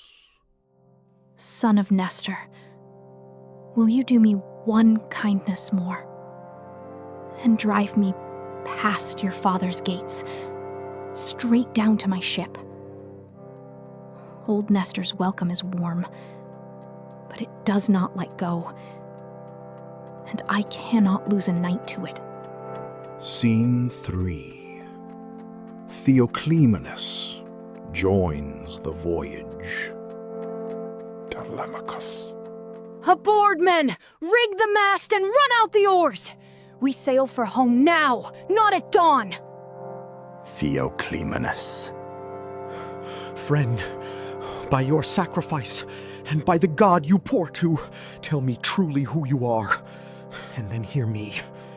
I have killed a kinsman in Argos, and his brothers hunt my life across the islands. Take me aboard, for I am a suppliant and a seer, and I have nowhere on this earth to stand. I will not push away a man who asks. Come aboard. You'll share what we have, and in Ithaca, you will be made welcome. The ship leaves under Athena's wind and sails through the night toward Ithaca. Scene 4. Eumaeus tells his own story. Odysseus. At dawn, friend. I'll go down to the town and beg at the great house. Perhaps the suitors need a man to carve meat and pour wine. I refuse to eat your bread another day and give nothing back. Odysseus as beggar. Tell me of old Laertes. Does he still live? And the mother of Odysseus, what became of her? And you yourself, friend, what land bore you? And how did you come to serve this house? Eumaeus. I was a king's son once, on the island men call Syria, till a Phoenician woman of my father's house sold me to her traders for trinkets and a passage home. 7 days we ran before the wind. On the 7th, she dropped dead in the hold, and they carried me on like cargo to sell. Laertes bought him in Ithaca, and the royal household raised him. Scene 5. Telemachus lands in secret. As the ship approaches Ithaca, a hawk tears a dove beside Telemachus. The Theoclymenus reads the omen as proof that Odysseus's line will remain supreme. Telemachus. Crew, take her round to the town harbor without me. I go inland to look over my farms. Tonight I lodge with the herdsmen, and tomorrow evening I'll set out a feast to pay you for the voyage. Telemachus entrusts Theoclymenus to Piraeus and walks inland alone. Book 16. Father and Son. Scene 1. The sun reaches the hut. Telemachus approaches Eumaeus's farm, and the dogs greet him without aggression. Eumaeus recognizes him, drops his bowl, and kisses him like a father receiving a lost son. The disguised Odysseus rises and offers his seat. Telemachus. For news? and enters the hut beside the unknown beggar? Scene 2. Eumaeus carries news to Penelope. Telemachus. Eumaeus? To report your safe return to Penelope privately? Eumaeus leaves for town, taking the farm to Palace Road. Athena appears outside the hut, visible only to Odysseus, and signals that recognition may begin. Odysseus follows her outside, while Telemachus remains within. Scene 3. The father reveals himself. Athena restores Odysseus' strength, clothing, skin, and dark hair outside the hut. Athena re-enters, transformed. Telemachus recoils, believing he is a god. Odysseus, himself, the father for whom Telemachus has suffered. Telemachus. Athena's control of his appearance. Telemachus, embrace and weep with the force of birds robbed of their young. Scene 4. The plan against the suitors. Odysseus. For the exact number of suitors. Telemachus. Take warning. 2 men cannot fight so many. Never announce yourself. Never read flatly. Zeus and Athena are our allies, and lays out the weapons removal plan. Telemachus must return to the palace, endure insults, and tell no one, not even Penelope or Laertes. Telemachus, assign Eumaeus to bring the beggar later. Scene 5. The ambush fails, and the suitors divide. Telemachus's ship reaches harbor before the ambush vessel can intercept it. A herald publicly announces the prince's return before Eumaeus can deliver the private message. The suitors gather in alarm. Antinous. Let us murder outside town. Amphinomus argues they must seek a favorable omen first. Penelope. I promise protection. Scene 6. The beggar returns. Athena changes Odysseus back into the old beggar before Eumaeus returns. Eumaeus. Telemachus' safe arrival, and the suitors' failed ship. A messenger from the crew reaches Penelope with the same news. The 3 men eat and sleep, while father and son preserve the secret. Book 17. Stranger at the Gates. Scene 1. Telemachus returns to the palace. Telemachus. Bring the beggar later. Telemachus reaches the palace. Euryclea and Penelope embrace him in tears. What Nestor and Menelaus told him, but withholds the plan and his father's return. Theoclymenus. Odysseus is already in Ithaca, preparing revenge. Scene 2. The road with Melanthius. Eumaeus leads the disguised Odysseus from the farm toward town. At a fountain, they meet Melanthius, driving the suitor's best goats. Odysseus, is that the best you can offer, Eumaeus? Odysseus suppresses the urge to kill him and continues toward the palace. Scene 3. Argos recognizes his master.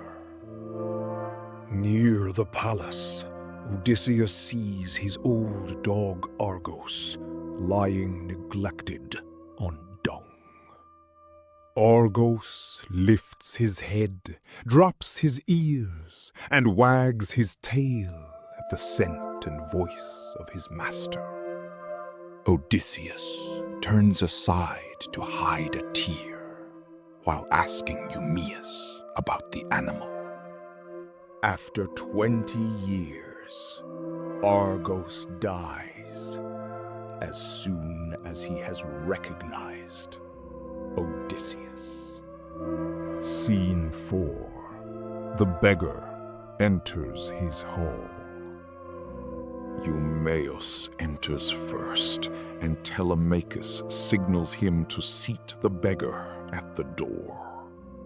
Odysseus crosses his own threshold unrecognized, and hears Phemius singing. Odysseus, by whatever you hold sacred, hear me. From suitor, to test each man's character. Most give food, while Antios demands to know who admitted him. Scene 5. Antinous throws the stool. Odysseus, I had a house and men of my own once, and I gave to any beggar who came. Then Egypt swallowed it. My crew were cut down along the river, and I was sold from hand to hand until I came to this door. Antinous. What god dumped this plague on our dinner? Back from the table, you shameless thing, before you find an Egypt worse than the first. Odysseus as beggar. Your body is handsome, but there is no mind inside it. Sitting in another man's house, you would not give a grain of salt from a table that is not yours. Antinous hurls a footstool into his shoulder. Hear me, gods, and you avengers of the poor. If a beggar has any claim on heaven, let Antinous meet his death before his wedding day.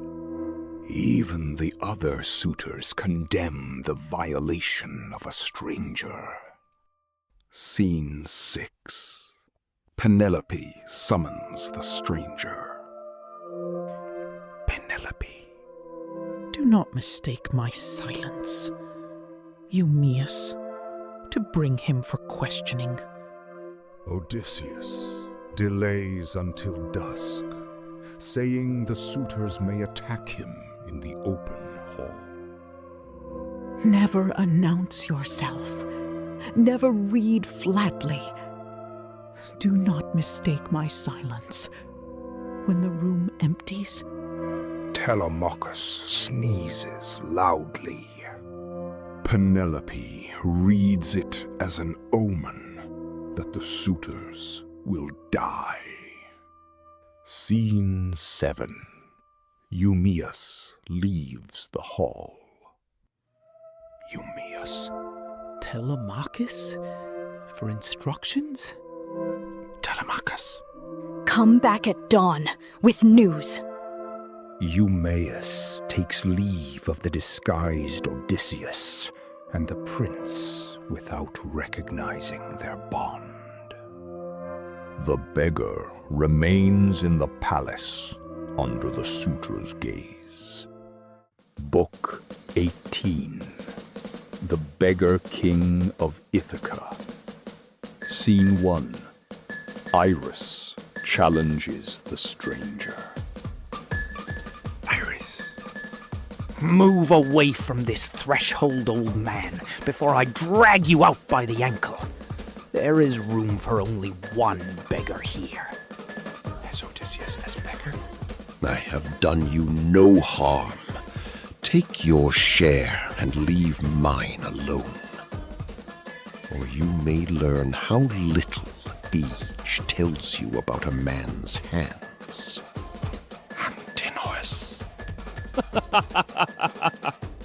Fight for the threshold. The winner eats with us. The loser is thrown out where no one will hear him complain. Odysseus. Swear that none of you will strike me while I face him. Let the contest belong to the two men who entered it. Scene 2. Odysseus drops Iris. Odysseus. Powerful thighs and shoulders. Athena enlarges his appearance. Iris trembles, but is forced into the ring.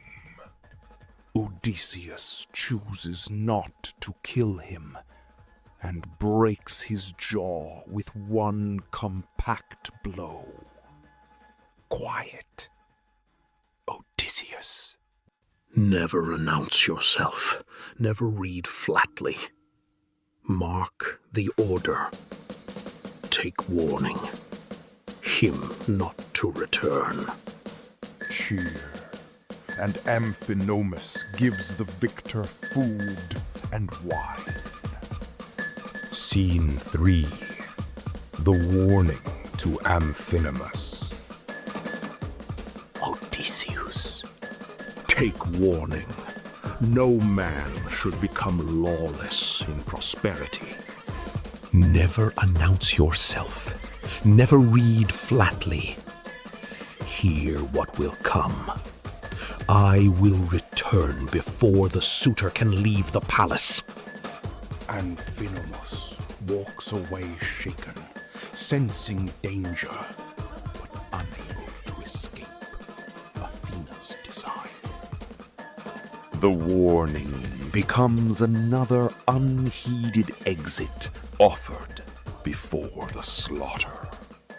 Scene 4. Penelope appears before the suitors.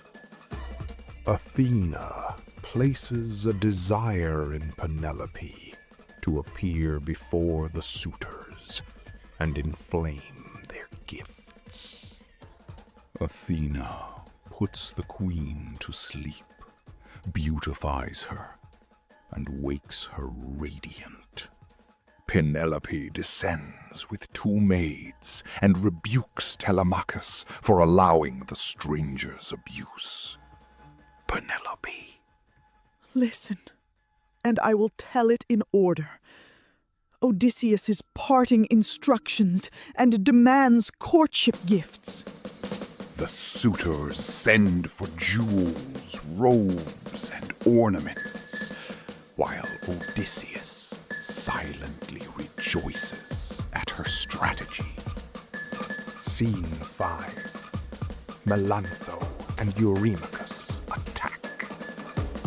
After Penelope withdraws, disloyal maids light the hall for the suitors.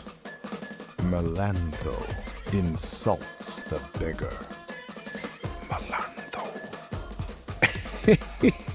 Eurymachus, he threatens us with his master's homecoming. The poor thing has had one cup of wine, and now he is a prophet. Eurymachus.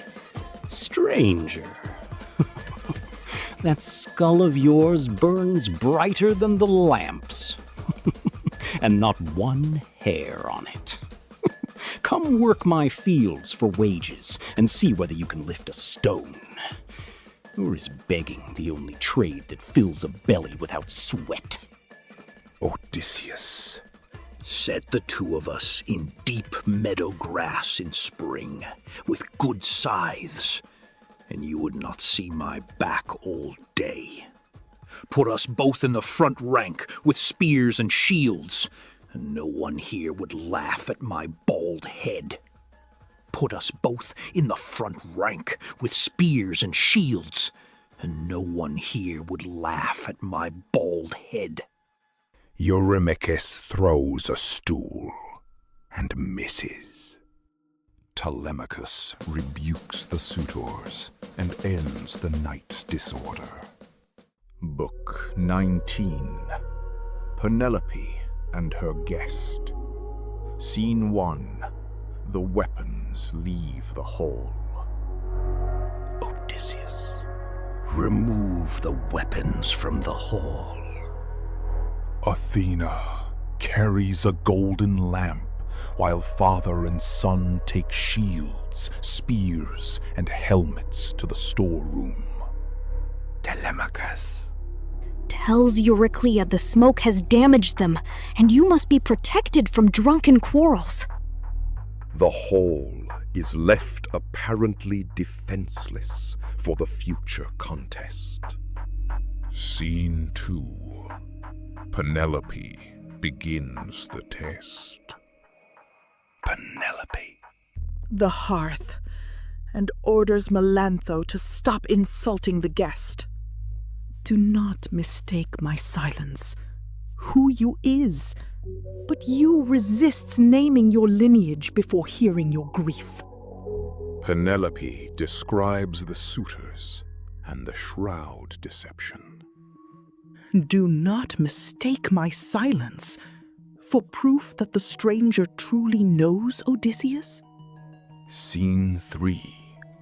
The stranger describes Odysseus.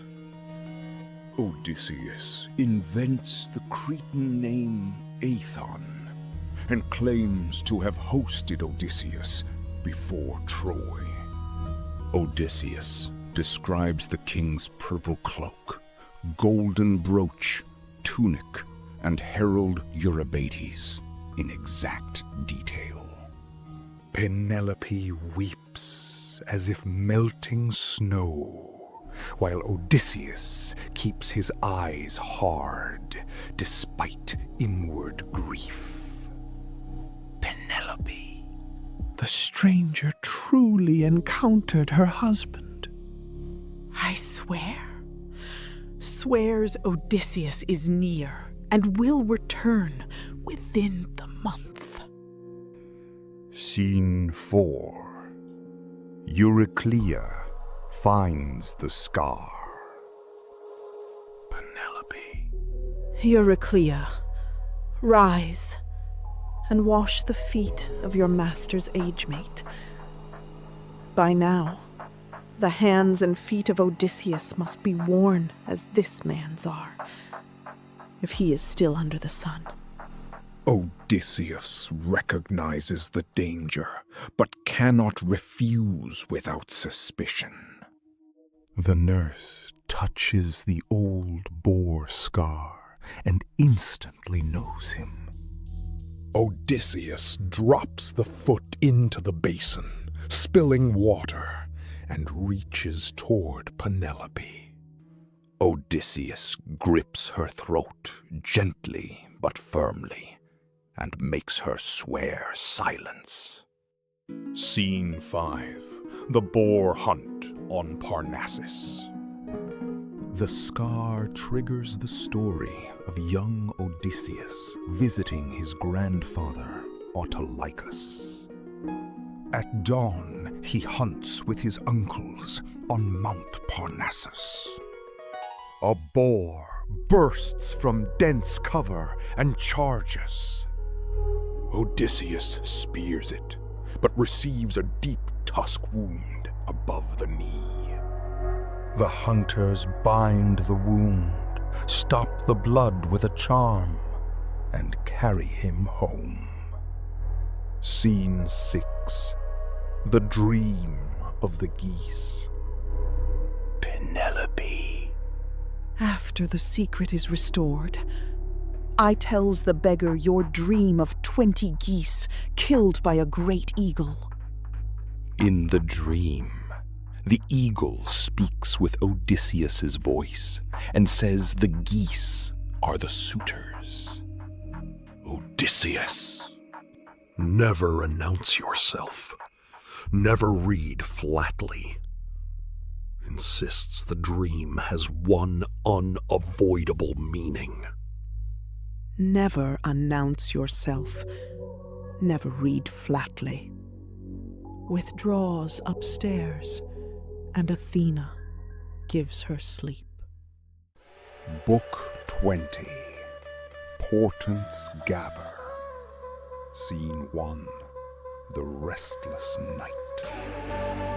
Odysseus lies awake in the portico, angered by disloyal maids slipping out to the suitors.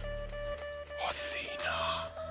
Why you doubts after reaching home? Never announce yourself.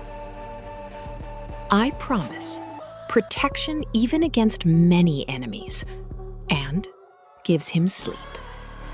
Penelope. Hear me, for death and dreams that Odysseus lies beside her. Scene 2. Thunder and the mill woman. Odysseus. Zeus, for a double sign from sky and household. Zeus thunders from a clear sky. Quiet, quick. Mill woman. Hear me, that the suitors' next feast be their last. Odysseus recognizes both signs and takes courage.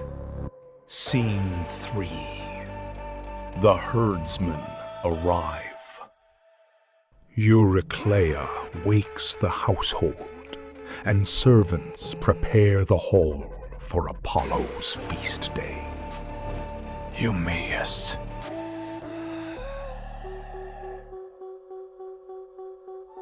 Good morning, stranger. Do the men treat you any better today? Or is the house still the house it was?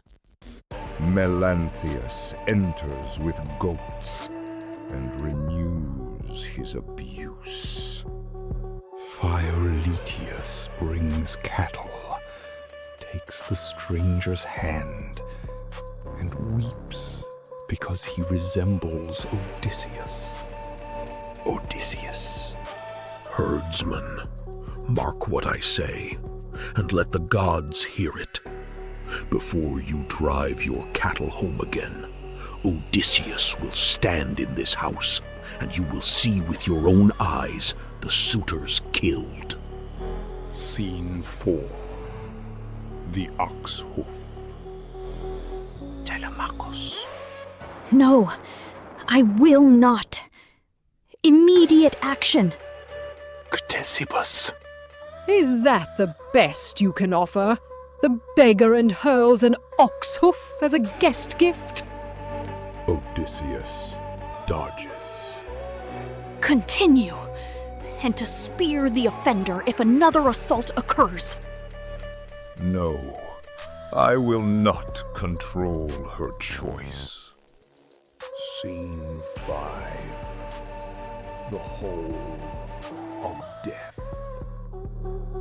Athena drives the suitors into uncontrollable laughter, while their meat drips blood in their vision. Their faces distort, and tears run beneath the laughter. The Theoclimus sees darkness covering them, ghosts crowding the court, and blood on the walls. Theoclimenes announces their approaching destruction and leaves when they mock him. Telemachus and Odysseus watch one another across the doomed feast. Book 21. Odysseus strings his bow. Scene 1. Penelope retrieves the bow. Athena inspires Penelope to begin the contest that will expose the suitors to slaughter. The queen enters the storeroom, unlocks the doors, and lifts Odysseus's bow and quiver down. Athena sits with the weapon across her knees and weeps before carrying it to the hall. Two maids bring the chest of axes and set the implements before the suitors. Scene 2. The contest is set. Penelope. Never announce yourself. Never read flatly. She will marry whoever strings the bow and shoots through all 12 axes. Eumaeus and Philoetius weep at the sight of their master's weapon. Antinous rebukes them. Telemachus plants the axes in a straight line and tries the bow 3 times. On the 4th attempt, he nearly strings it, but Odysseus signals him to stop. Scene 3. The suitors fail the bow. Laoides. I cannot bend it. Let another try. But I tell you, this bow will take the life and the breath out of the best men here. And better to die than live on failing at what we came for. One after another, the men strain, sweat, and fail. Melanthius lights a fire and brings fat so the bow can be warmed and greased. Even Eurymachus cannot string it and suffers humiliation. Antigonus postpones the contest for Apollo's festival feast. Scene 4. Odysseus recruits the herdsmen. Odysseus follows Eumaeus and Philoetius outside and tests their loyalty. Odysseus. He is I. The herdsmen embrace him and weep, then swear support. Assigns Eumaeus to deliver the bow, Philoetius to lock the courtyard gate, and both to secure the women. Scene 5. The beggar requests the bow. Odysseus. To test your strength with the bow? The suitors erupt in anger and fear that a beggar may succeed. Penelope. Never announce yourself. Insists the stranger deserves a try and promises clothing and weapons if he wins. Telemachus. Your mother upstairs. Eumaeus carries the bow through the shouting crowd to Odysseus. Scene 6. The doors are secured. Euryclea locks the women into their quarters at Telemachus's instruction. Philoetius fastens the courtyard gate with a ship's cable. Odysseus turns the bow in his hands, inspecting every part while the suitors mock him. The hidden allies take their assigned positions, and the escape routes close. Scene 7. The bow sings. Odysseus strings the bow effortlessly, as a musician strings a lyre. Odysseus. Now, like a swallow. Zeus. Never announce yourself. Never read flatly. Telemachus places sword and spear beside him and moves to his father's side. Odysseus nocks an arrow and shoots cleanly through all 12 axes. Tells you that the stranger has not disgraced the house, and signals the next phase. Book 22. Slaughter in the Hall. Scene 1. Antinous falls. Odysseus strips off his rags, leaps onto the threshold, and pours the remaining arrows before him. Odysseus shoots Antinous through the throat while the suitor lifts a cup. Antinous falls across the table, spilling food and wine as the room erupts. The suitors assume an accident and search for weapons that are no longer there. Odysseus. Never announce yourself. Never read flatly. Names himself and accuses them of consuming his house and violating his servants. Scene 2. Eurymachus bargains and attacks. Eurymachus blames Antinous and offers repayment many times over if Odysseus spares them. Odysseus. I promise, no survivor can escape his rage. Eurymachus rallies the suitors to rush the archer beneath raised tables. Odysseus shoots Eurymachus in the chest. Amphinomus charges, and Telemachus kills him with a spear. Scene 3. The storeroom arms the defenders. Telemachus runs to the storeroom and brings shields, helmets, and spears for Odysseus, Eumaeus, Philotius, and himself. Telemachus admits leaving the door unbarred after one trip. The defenders arm in formation while Odysseus continues firing. When the arrows run low, they transition to spear combat. Scene 4. Melanthius arms the suitors. Melanthius discovers the open storeroom route and carries weapons to the suitors. Odysseus. Never announce yourself. Never read flatly. Investigate.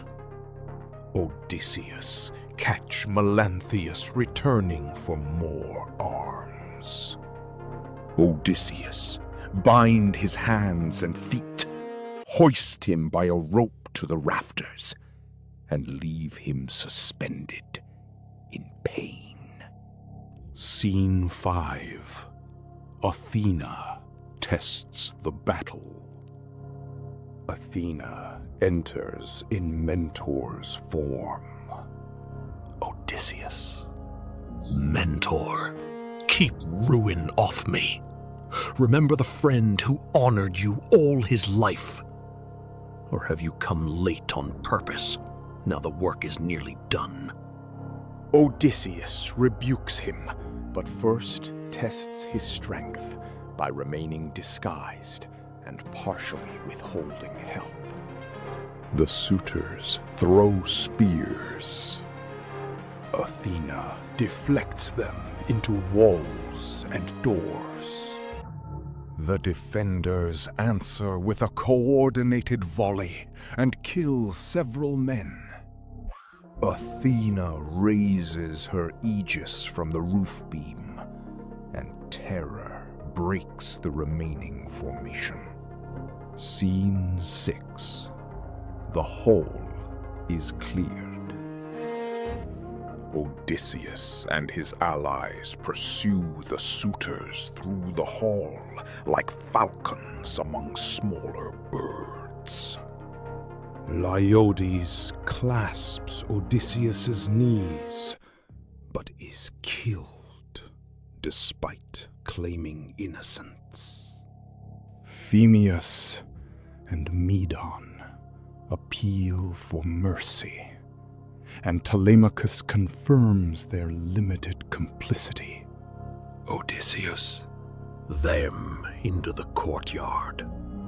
The living search the blood-filled hall for any remaining threat. Scene 7. The disloyal maids. Eurycleia identifies 12 maids who consorted with the suitors and mocked the household. The women are forced to carry bodies outside and clean the hall with water and sponges. Telemachus. No. I will not a clean sword death, and hangs them together from a cable in the courtyard. Melanthius is lowered, mutilated, and killed. The household's corrupted labor system is violently purged. Scene 8. The house calls Penelope. Odysseus, bring sulfur and fire so the hall can be purified. Loyal women enter, recognize him, and embrace him in tears. Odysseus receives them while restraining grief and maintaining security. Odysseus sends Eurycleia upstairs to wake Penelope and announce that her husband has returned. Book 23. The Great Rooted Bed. Scene 1. Eurycleia wakes Penelope. Eurycleia. Wake, my child, wake and see it with your own eyes. Odysseus is home, here in this house, and every suitor lies dead in the hall. The man you have mourned 20 years is sitting by his own fire. Penelope first thinks the nurse has gone mad, or that a god punished the men. Eurycleia offers the scar as proof, and describes the king waiting below. Penelope descends, divided between embracing him and testing him from a distance. Scene 2. Penelope studies the stranger. Telemachus rebukes her for hardness. Telemachus. She and Odysseus share private signs. Odysseus. Never announce yourself. Never read flatly. The delay and turns to the danger from the suitors' families. Never announce yourself. Never read flatly. Create the sound of a wedding so the deaths remain hidden. Scene 3. The false wedding noise. Odysseus bathes while Athena restores his stature and beauty. Phemius plays the lyre, and the household dances, so neighbors believe a wedding is underway. Odysseus. No, I will not immediate recognition. You are the cause of this. Your heart of being harder than stone. Scene 4. The bed test. Penelope. Move the marriage bed outside the chamber for the stranger. Odysseus erupts, explaining that he built the bed around a living olive tree, and no one could move it intact. The secret proves identity. Penelope runs to him and embraces him. Penelope. Fear of deception caused her delay. Athena holds back dawn, while husband and wife weep and reunite. Scene 5. Odysseus tells the remaining journey. In bed, Odysseus and Penelope recount the years they spent apart. Odysseus. Travel inland with an oar and appease Poseidon. Odysseus describes the eventual gentle death foretold for him. And out of these hills will come a mildness, like fire from afar, a tranquil death of one who is old and content. Penelope. Never announce yourself. Never read flatly. Further movement remains even after homecoming. Penelope sleep, while Athena finally releases the dawn. Scene 6. Departure for Laertes. At dawn, Odysseus arms himself with Telemachus, Eumaeus, and Philoetius. Odysseus. Never announce yourself. Never read flatly. Mark the order. Remain inside and reveal nothing. Athena covers the 4 men in darkness as they leave the city. Athena traveled toward Laertes' farm before the suitors' deaths become public. Book 24. Peace. Scene 1. The suitors enter Hades. Hermes gathers the suitors' shades with his wand and leads them, squeaking like bats, toward the dead. Hermes past ocean, the white rock, the gates of the sun, and the land of dreams. In the meadow of Asphodel, they meet Achilles, Agamemnon, Ajax, and other warriors. The dead gather to hear how so many noble young men died together. Scene 2. Agamemnon hears of Penelope's fidelity. Agamemnon and Achilles debate the honor of their deaths and funerals. Amphimedon tells how Penelope delayed the suitors, how Odysseus returned as a beggar, and how the bow contest became slaughter. This cannot stand. Clytemnestra, by contrast. The underworld recognizes Odysseus's household victory as a new song. Scene 3. Odysseus tests Laertes. Odysseus reaches the farm and finds Laertes alone in patched clothes, tending a tree. Odysseus sends his companions to prepare food and approaches under another false identity. Odysseus claims to have hosted Odysseus years earlier and watches his father collapse in grief. Odysseus. Unable to continue, he embraces him and names himself Laertes.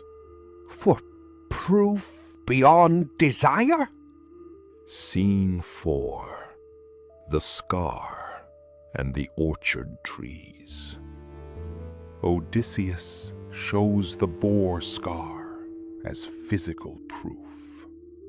Odysseus names the 13 pear trees, 10 apple trees, 40 fig trees, and 50 vine rows Laertes gave him as a child. Laertes recognizes the private map of inheritance and collapses into his son's arms. Laertes fears that Ithaca lacks men willing to defend them from the suitor's kin. Scene 5. Laertes is restored. Laertes is bathed and anointed inside the farmhouse. Athena makes him taller and stronger, restoring royal presence. Dolius and his sons return from the fields, recognize Odysseus, and join the feast. The reunited household eats, while rumors of the massacre spread through town. Scene 6. The families demand revenge. How long must this endure? In town, the bodies are carried from the palace, and each family mourns its dead. Medon and Phemius testify that a god fought beside Odysseus. Halitherses reminds the people that he warned them, and that their own tolerance enabled the disaster. Eupeithes. No, I will not caution, and leads armed relatives toward Laertes' farm. Some citizens refuse to join and remain behind. Scene 7. Zeus and Athena set the terms. Athena. Whether the conflict should continue or peace should be imposed. Zeus. Odysseus may remain king after punishing the suitors. Forget the bloodshed. Through oath and renewed prosperity. Athena descends toward Ithaca to terminate the cycle. Scene 8. The Last Clash. Odysseus sees the armed relatives approaching and distributes weapons among the farm household. Athena. Never announce yourself. Never read flatly. Do not drift from the course. Prove its strength. Laertes. Hear me, praise. Throws a spear and kills Eupeithes through the helmet. Odysseus and Telemachus charge the remaining attackers. The final battle begins to repeat the slaughter that peace must stop. Scene 9. Athena makes peace. Athena. Never announce yourself. Never read flatly. Listen closely. Stop, and tells the Ithacans to disperse without more blood. Zeus hurls a thunderbolt before her feet, making the command irresistible. Odysseus. Never announce yourself. Never read flatly. Mark the order. Him. Odysseus establishes binding oaths between king and people, in Mentor's form. The poem ends with the household restored and the violence converted into civic peace.